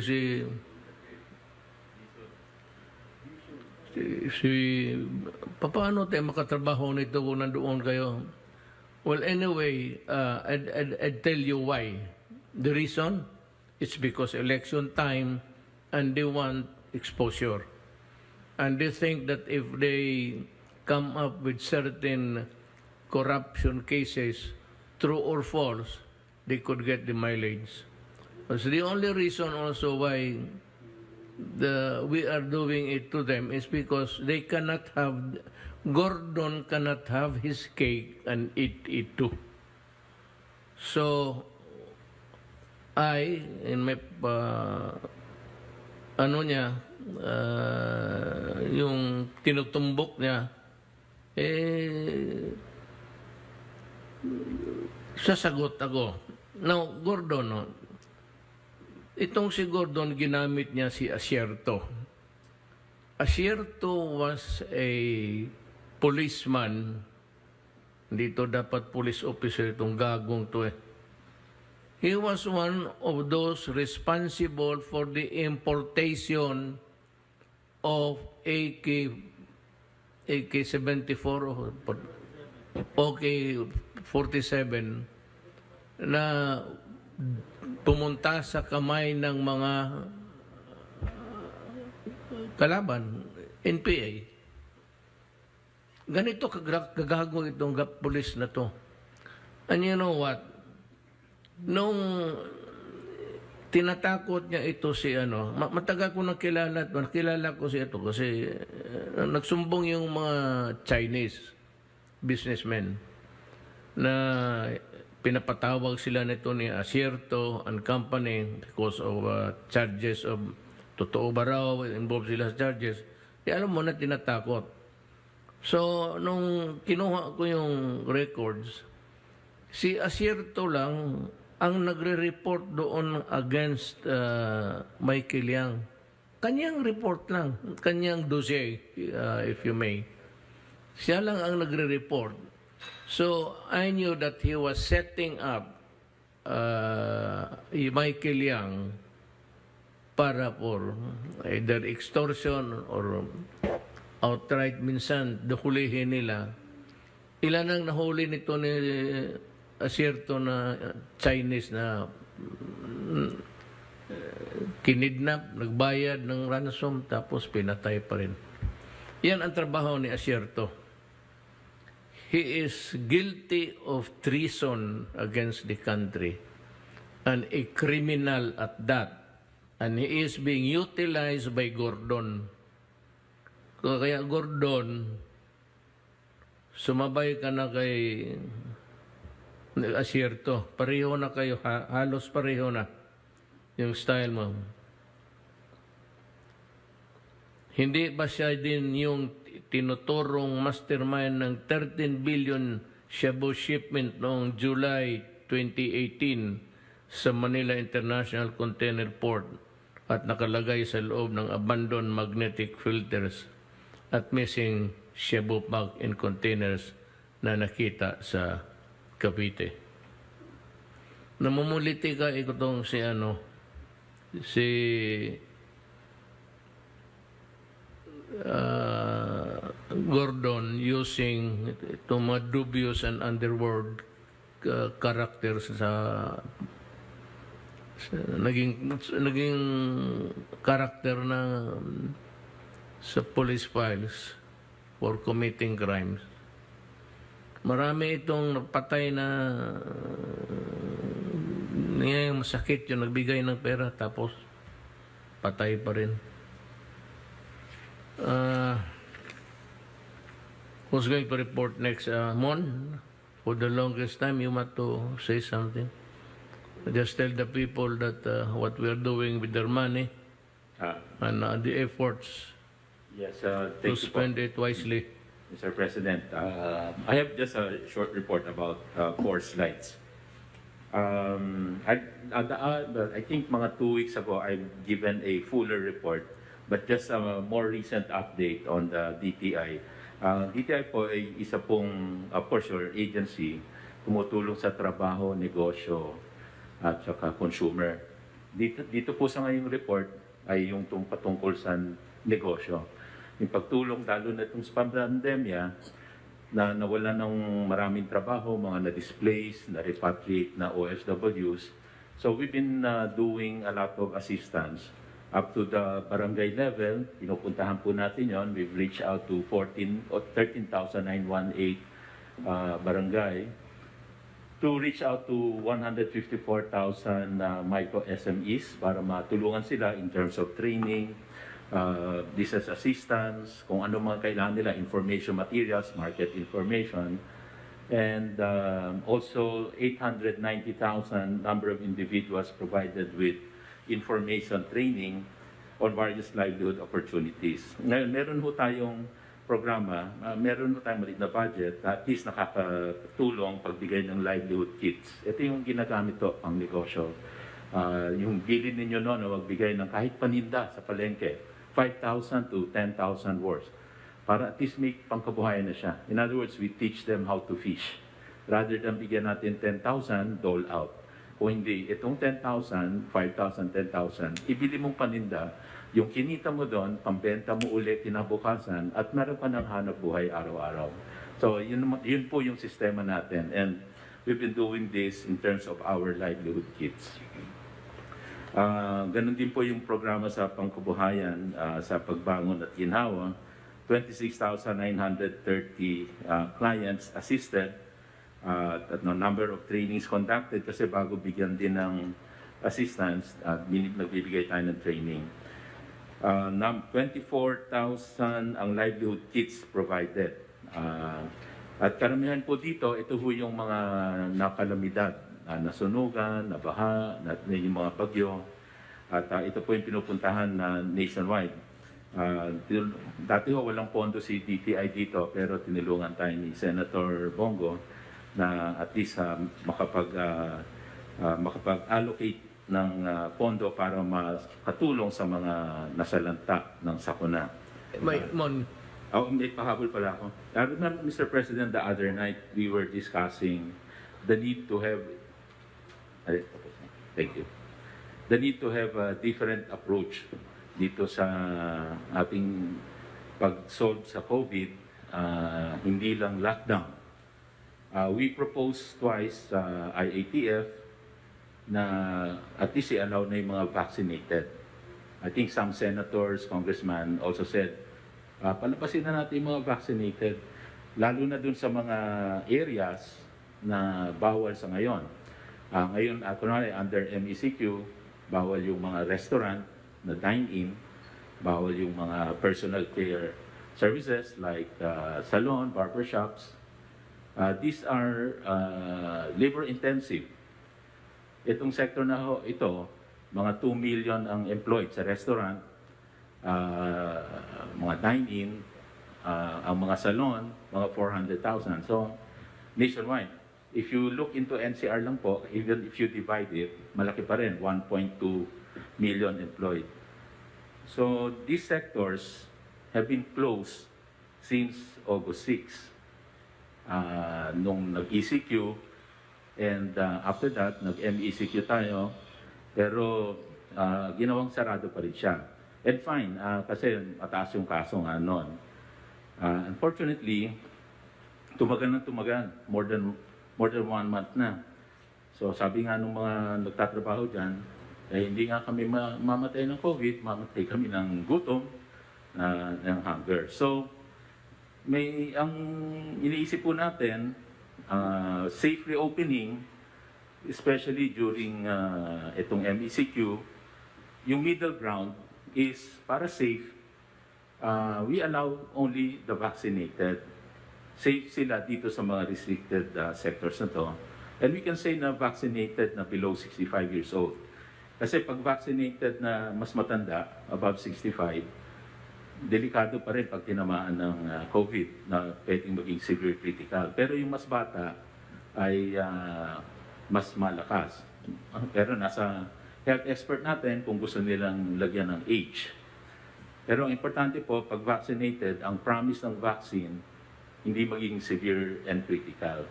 So ito po nakikita nating middle ground as a solution na habang sarado yung sector, at least we allow the vaccinated na pumasok dun sa sector na yun because the principle is hindi sila maging severe at critical kung tumaan sila. At dahil kung effective naman yung mga vaccine na ina-apply natin. And we can pilot test this in NCR kasi sa NCR over 50% na ang vaccinated. So I think we believe na dahil vaccinated, hindi maging severe and critical, hindi magiging hindi ma-overwhelm yung ating mga ospital. So yun po yung isang nililinis na guideline. Kaya hindi pa ho natin na-finalize yung guideline. But I think it's about time we change our protocol pagdating po dito sa at least allowing the vaccinated.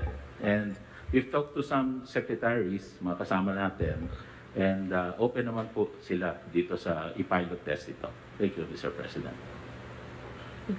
Secretary Galvez,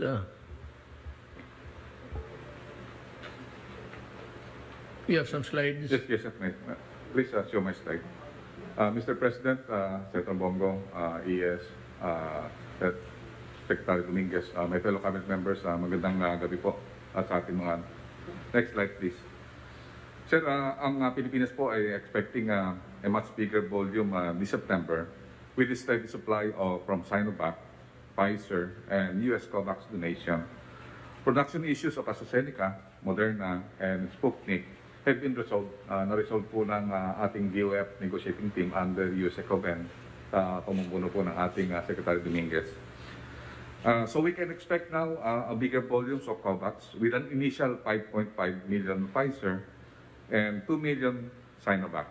We also heard that they will also deliver some AstraZeneca in the future. Then Pfizer and Moderna will also begin to scale up their deliveries with expected 5 million deliveries this month each.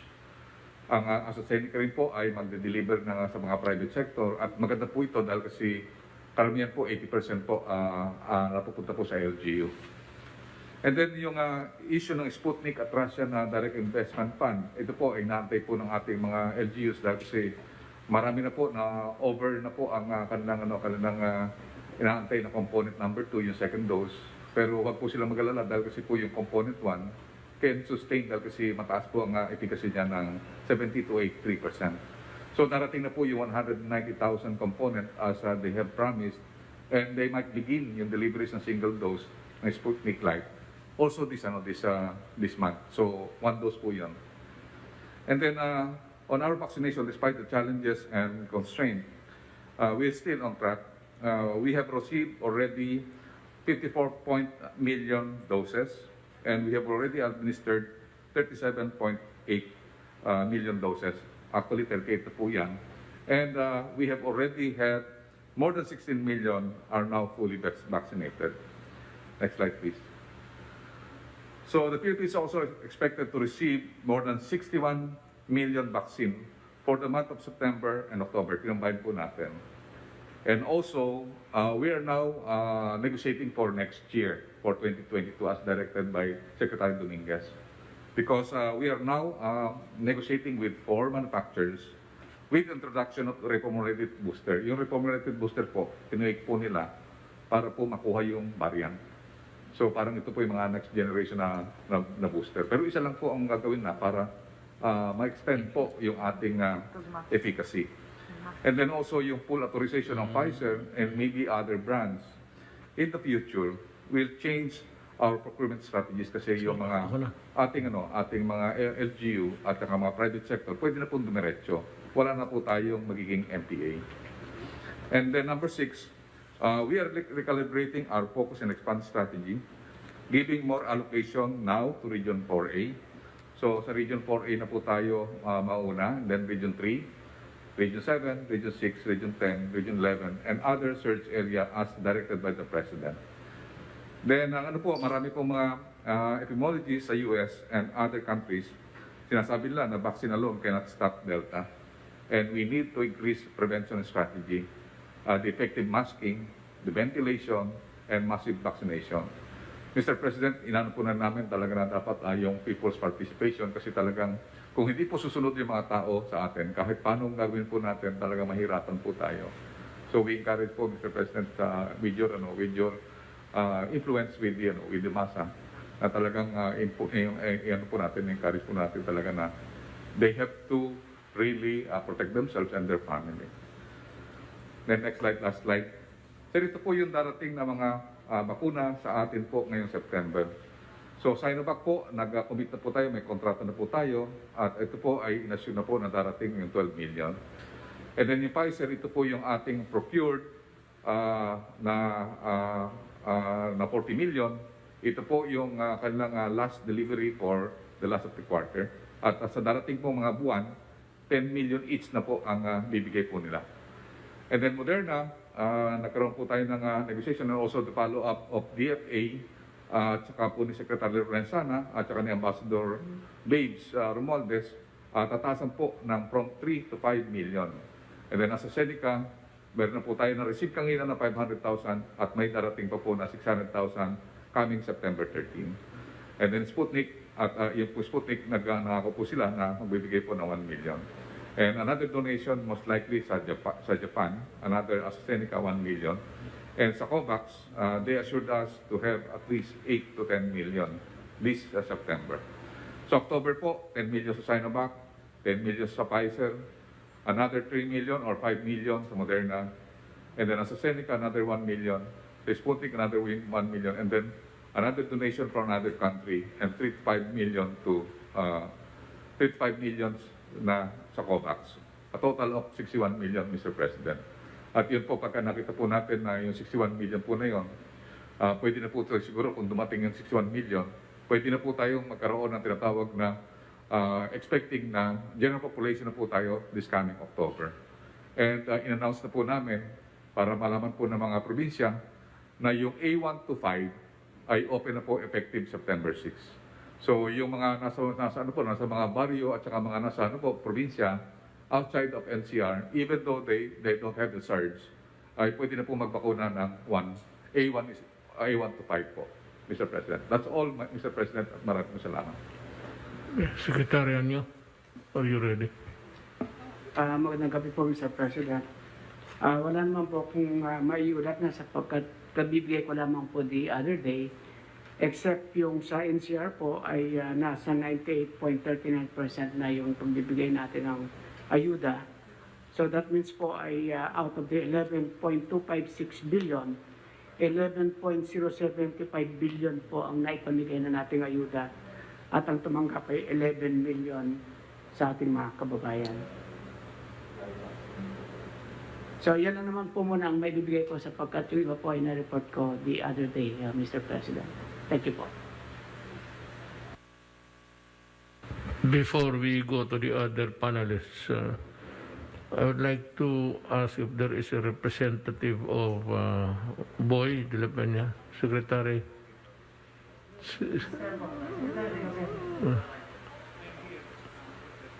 Ano yan, Boy? Ivermectin clinical trials, Boy. Po. Go. Well, I just would like to make a few general statements Mr. President. First of all, tama po kayo, maraming trials na ginagawa sa iba't ibang lugar pero wala pang conclusive results na magsasabi na ganito o ganoon, ano. At iba-iba po kasi ang mga protocols na ginamit nila doon sa mga trials sa iba't ibang bansa. Kaya yung pong Philippine ivermectin trials ay justified naman dahil varying yung mga results in different countries. Pangatlo po, yung Philippine trials natin ay internationally peer-reviewed at aligned po sa International Clinical Trial Consortium for Ivermectin. So meron po tayong confidence about the methodology that we are using. Yung clinical trials po, nung una naming binalita ito, ang estimate namin ay 8 months to do, which is actually relatively shorter na yon compared to our other clinical trials. Ito po ay dahil magkakaroon ng simultaneous recruitment at saka short duration lang yung treatment. Kaya lang po talagang naging official start namin August pa, middle of August. Kaya kung 8 months ang bibilangin, aabot pa ho yun ng Abril. Pero ang report naman po ng mga gumagawa ng clinical trials, kung simultaneous ang recruitment at dahil maigsi lang yung duration ng treatment, ay baka po within 6 months matapos. By December, makakaroon na tayo ng analysis. Ang susunod po itong yung pong sinabing, nasaan ba yun? Yung pong mga international bodies like WHO, yung National Institutes of Health sa Amerika, yung kanilang Center for Disease Control, ay wala po sa kanila na nag-endorse ng ivermectin, maliban lang po sa paggamit nito sa clinical trials. At tama po kayo, Ginoong Pangulo, na ang mga doktor naman po ay base sa kanilang professional judgment can prescribe ivermectin. Although dito po sa atin sa Pilipinas, ang approved indication ay para doon sa treatment ng yun pong mga parasitic infections at yung tinatawag na river blindness. Pero ano naman po, for human use naman po yung approval ng FDA. So, tama po kayo, it's up to the doctor kung gusto nilang i-prescribe yon, kahit na off-label indication. Ibig sabihin, hindi yun talaga yung indication dun sa approved product na nandirito. And basically yung po, Ginoong Pangulo, at siguro very quickly lang papakita ko itong present namin sa slide na while several clinical trials are already being conducted in many countries on ivermectin, a local study is still going to be useful. The methodology that we are following would be a double-blind study. Actually po, bukod doon sa control group na placebo, ibig sabihin nun wala naman laman yung capsule lang iinumin. Yung pong dalawang grupo naman, yung isa ay bibigyan ng 400 mcg per kilogram per day, once a day for 5 days. At yung isa naman ay medyo mas malakas, 600 mcg per kilogram per day, once a day for 5 days. Yung pong per kilogram na yon ay base sa timbang. At ang plano pong participants ay 1,464 na magkakombinasyon na doon yung asymptomatic at symptomatic patients. Pero hindi kasama, wala naman po yung, hindi with non-severe COVID-19. At na-identify na rin po yung mga study sites dito. Actually, yung mga quarantine centers po, 4 yung binanggit dito sa Ateneo, sa Lasal, sa UP, at meron pang isang quarantine center na binanggit. Next slide, please.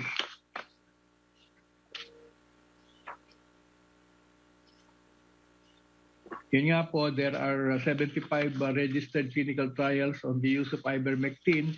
around the world. Okay, and there is also an international ivermectin consortium led by Dr. Andrew Hill of the University of Liverpool.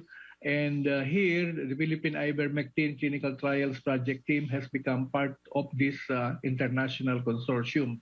And so this consortium is conducting a combined analysis of all the randomized trials of ivermectin worldwide. So the international team, pagka po pinagsama-sama yan, ay magkakaroon ng around 32,734 participants.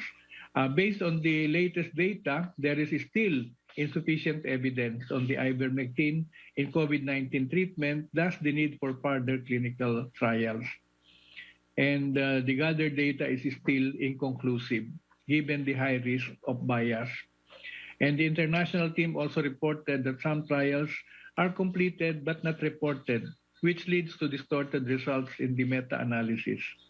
Next slide, please. Ito po yung mga lugar na meron tayo mga sinasagawang clinical trials.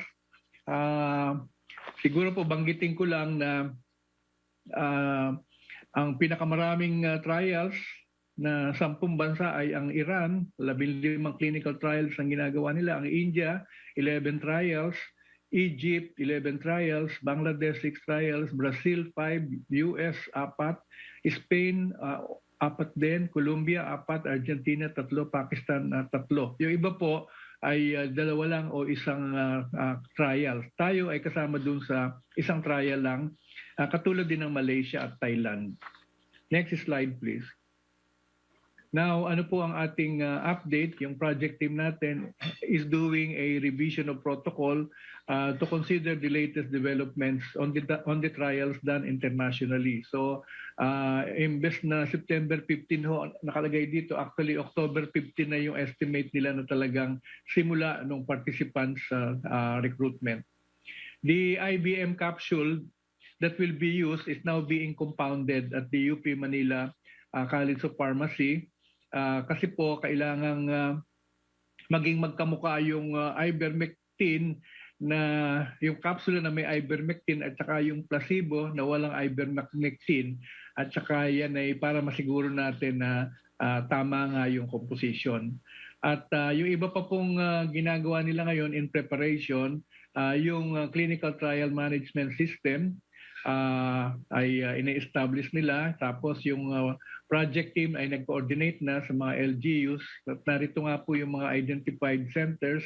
Ateneo Quarantine Facility, Lasal Quarantine Facility, UP Diliman Quarantine Facility, at ang Makati Science High School Quarantine Facility. Next slide, please.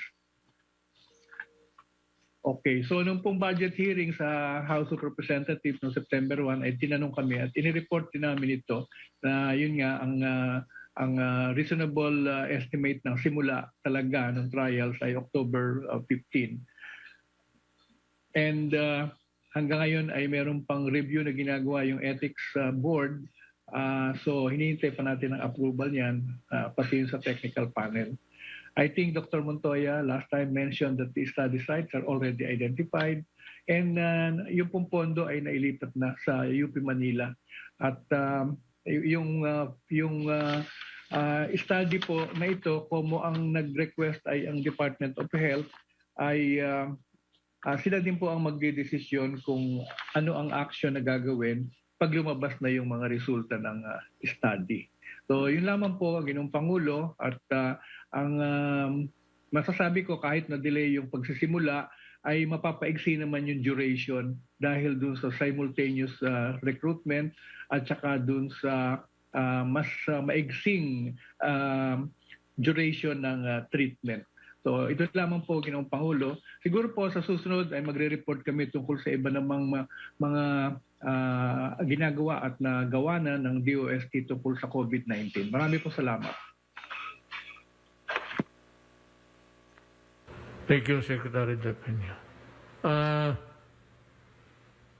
Si Juez Urbanto, Don Benabalo, Penor. Magandang gabi po, mahal na Pangulo, kay Senator Bongo at sa lahat po ng mga senador. Iiklian ko lang po, Mr. President, no? Hindi na ako papakita ng slide. Sa Metro Manila po ngayon ay maski na tumataas. Ito po, sige, ito na ho yung slide. There are 36,978 active cases as of now, Mr. President. At next please. At sa ngayon po ay talagang ina-isolate po namin yung talagang mga may sakit, no? Kung kaya't makikita po ninyo sa mga munisipyo, sa cities, halos 68% po ang mga isolation facilities, no? Yung iba po ay nasa hotel, ang mga hotel po halos mapuno na, 92%. At ito po sa national na pinapatakbo, yung temporary treatment ay 71%. But ito po ay very fluid, nawawala after 2 weeks tapos nagkakaroon naman. Ang pagtitrace po namin ngayon ng bawat nakakasakit ay 1:11 na ang natitrace po. Next please. Ito po ang granular lockdown sa nasa Metro Manila ngayon. Higit kumulang 7,300 at siyam ang mga pamilyang pong talagang naapektado na talagang naka-lockdown po ngayon sila. Nakahiwalay po talaga sila. Sila ay pinapakain ng LGU. At nagpapasalamat po kami sa national government, sa NEDA, dahil makikishare na ho sila sa pagpapakain. So 1 week po ang LGU and then 1 week po ang national government. So ayan po, broken down na po yan, no? Sa kalye, sa streets, pero overall po it's 7,309 families ngayon po sa Metro Manila. Next please. Kung titignan po natin, ito na po yung bakunado, no? So sa ngayon po, halos 57% na ang nababakunahan ng 2 dose sa Metro Manila.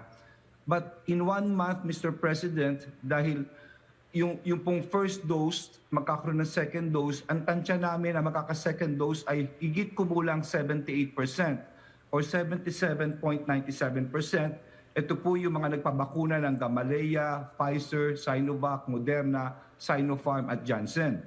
At of course, yung naman po mga naiwan na Astra, which is 3 months, siguro ho by December 9 ay 87.5% na, no, ng total population ay nabakunahan na. Next please.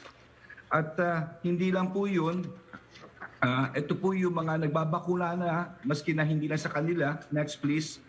So mga binabakunahan ng mga LGUs po na ito ay higit kumulang 35,000 na. Next. Okay. Pila ka panghuli po, ito po yung resolusyon na sinasabi po kanina ni Secretary Mon Lopez.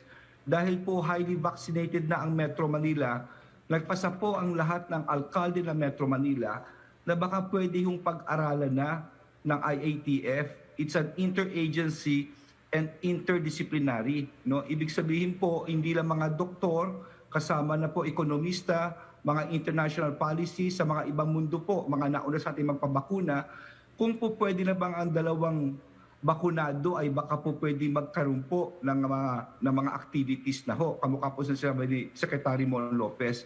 Pero tama kayo, Mr. Mahal na Pangulo, mahirap talagang balansehin ito dahil of course buhay ang pinag-uusapan po dito. Kaya mas minamabuti po namin sana ay gawa ng pag-aaral kaagad dito nang sa ganun ay maski maging pilot po ang Metro Manila. So we thought it prudent na ito'y idaan sa tamang proseso, tamang pag-aaral at sa tamang institusyon which is the IATF. Yun lang po, Mr. President. Maraming salamat po. Thank you, Chairman Abalos. Carlo, you have something to report? Yes, Mr. President, maayong gabi kanimo and kay Senator Bongo at sa mga kasamahan sa kabinete, PS Medialdea. I-report ko po, Mr. President, at sa ibang mga talk to the people after this, yung mga accomplishments ng mga tanggapan o ahensya na under sa Office of the President. So ngayong araw na ito, i-report ko po, next slide, yung tungkol naman sa isang tanggapan o ahensya which is yung Anti-Red Tape Authority under your office. Isang napakagandang programa na ng ARTA ay yung National Effort for Harmonization of Efficient Measures of Interrelated Agencies or NEHMAYA. Alinsunod ito sa utos niyo po na tanggalin na yung mga redundant processes, pabilisin ang ease of doing of business. Kaya yung ARTA with partner agencies launched itong NEHMAYA para to cut government processes by 52% within 52 weeks. Yan po yung target. And the lead coordinating dito sa Nehemiah program na to ay yung tanggapan ni ES Medialdea at syempre yung ARTA at yung aking tanggapan po. Yung DICT naman po ay tumutulong sa atin sa digital infrastructure para sa automation ng mga government services. Next slide. Gaya ng sinabi ko, Mr. President, 52% reduction sa mga redundant processes in 52 weeks. Ito ay alinsunod din po sa speeding up ng realization ng socio-economic agenda ng inyong administrasyon. May 5 sectors po na tinarget ang Nehemiah program at ito po yung connectivity, telco, food and pharma, and logistics. Yung Nehemiah program is also part of the mandate ng ARTA under Republic Act 11032 to adopt a whole-of-government approach in streamlining government services, pati na rin sa Admin Order number 23 na pinirmahan niyo po, which is eliminating overregulation to promote efficiency of government processes. So dito sa telecoms sector po, ARTA along with key agencies signed a joint memorandum circular to streamline the permitting process ng telecom towers. At ito po ay nag-result sa pag-release ng more than 26,000 pending permits sa telecom sector. So napabilis po natin ang pag-release ng mga permits ng telecom sector, and this is in fulfillment sa panawagan niyo po to improve internet and speedy internet connectivity at internet connection sa buong bansa. Just to further elaborate dun sa telecom sector, nagka-release tuloy ng 26,636 pending permits sa telecom sector. In fact, dahil sa ARTA, over 35,000 permits so far have been released na-expedite, no? At including dyan yung 8,510 permits, licenses, clearances, and certifications automatically approved or released by numerous government agencies from the period 2019 to 2021. Dahil sa lahat ng mga reforms na to, Mr. President, next slide, tumaas po ang ating ranking sa 2020 World Bank Doing Business Report, and we jumped from number 124 ay naging 95th na po tayo with a score of 62.8. So in a matter of 1 year, we jumped 29 notches pataas. And significantly improved dito yung protecting minority investors, getting credit, dealing with construction permits, and starting a business in the Philippines. So for an agency na bago lamang na-create under your watch, Mr. President, marami pong nagawa na. At again, this is in fulfillment sa utos niyo po na to simplify things here in the Philippines, especially to cut and eliminate red tape in government. Maraming salamat po, Mr. President. Thank you, Secretary Nograles. Last but not the least, always the closing remarks to be rendered by Secretary Sal Panelo. Magandang gabi po, Pangulo, Senator Christopher Bongo at sa mga kasama natin sa kabinete. Maliban po sa pasasalamat ng mga alkalde, mga barangay kapitan, doon po sa mga nadaan natin, pati gobernador dyan sa Tarlac, Pangasinan, dyan po sa Bulacan, sa Pampanga, sa Negros Occidental. Gusto pong ipaabot sa inyo, Ginoong Pangulo, na sila daw po ay kontento sapagkat lahat ng mga ipinahatid nila sa pamamagitan ng iyong lingkod at doon sa lahat ng mga cabinet members na tinawagan natin, natugunan lahat po yung kanilang mga pangangailangan, lahat ng mga problema nila sa bakuna, yung po sa mga farm-to-market roads, yung problema nila doon sa mga mega infrastructure na akala nila natenga pero hindi. Madalit sabi, Ginoong Pangulo, lahat po na inilabas nila, tinubunan kaagad karakarakan ng lahat ng mga membro ng kabinete at sila po yung nagpapasalamat. At kaugnay naman po doon sa inyong pagtanggap bilang kandidato Vice Presidente, sila po ay pinapaabot din na nalulugod sila at kayo daw po ay susundan nila kahit na sino ang sabihin nyo, i-endorse niyo kung sino ang magiging Pangulo sapagkat naniniwala po sila na para sa kanila, kailangan ipagpatuloy ang mga sinimulan yung programa. Maliban pa po doon, ibig ko lang pong idagdag na yung pong posisyon ninyo sa kaso ng COA with respect sa Red Cross, kayo po you're definitely on the right track sapagkat napakalinaw naman po ng saligang batas, specifically Article 9D ng saligang batas that empowers and gives the Commission on Audit the duty to review and to audit even non-governmental organizations who receive regular subsidy from the government. Napakaklaro po ng Article 9D ng Saligang Batas. Maliban pa po dyan, alam naman natin na ito'y tumanggap ng bilyon galing sa PhilHealth. At taon-taon, ito po ay tumatanggap din ng lottery draw para sa kanilang mga relief distribution dyan sa PCSO. Maliban pa po doon sa mga special lottery draws para isuportahan yung mga blood programs. Kaya masyado klaro. In fact, logic will dictate, napaka-basic naman ho yan sa lahat ng mga law students, na pag ang pera ng gobyerno ay natanggap ng anumang ahensya ng gobyerno o kahit na hindi ahensya ng gobyerno, talagang may kapangyarihan po na pumasok ang gobyerno diyan at ang Commission on Audit. Kaya hindi po kailangan na pag-usapan yun sapagkat masyado namang klaro yun. Now, ang tanong po, sapagkat nabanggit po ninyo kanina na si Michael Aguinaldo ay nagsalita na sinusuportahan niya yung posisyon ni Senator Gordon na palaro kapangyarihan ang COA. Sinabi niya po talaga yun. Meron siyang statement doon. At in fact, gumawa nga po ako ng memorandum at sa inyo at gumawa na rin ako ng statement na mali siya doon. Sapagkat, gaya ng sinabi ko, yung Article 9D, maliwanag na maliwanag. Ngayon, tanong, anong pwede natin gawin kay COA? Aba, pwede po tayo mag-file ng petition for mandamus compelling COA to perform its duty to audit itong non-governmental organization like Philippine National Red Cross.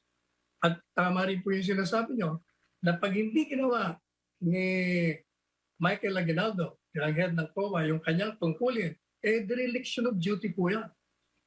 In fact, because of that provision that says the PRC has to submit yearly yung po accomplishment in financial condition, that empowers the president, in fact, to look over the financial condition and seeing irregularities, therefore, talagang pwede siyang makialam po doon. Ayun po nasa tamang, kayo po nasa tamang posisyon pagdating sa puntulian. Thank you for the very enlightening opinion from a learned person. So, ikaw na bahala dyan kay Gordon pati kay Aguinaldo pag ayaw nilang sumunod. Yes, Mr. President. So, I think everybody has... is there anybody who would like to say something?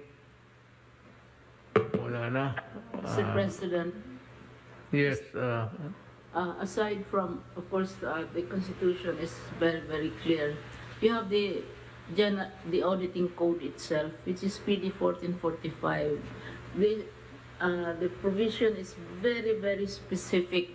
Any transaction involving public interest and public funds has to be traced and audited, whether it is public or private. Yes. That's reflected in the audit code, which I hope has not been repealed at all. This is PD 1445. Thank you. The constitutional mandate, actually, I'm sure Aguinaldo and Gordon should know where they are now.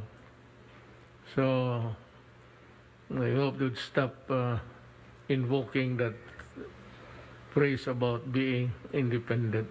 On that note, I would like to say thank you everybody for taking time to be with us and to explain to the people what we are doing for them, and more importantly, gaya nung kay Secretary Anyo, na alam nila yung pera kung saan pumupunta at saan magkano ang nagastos ngayon.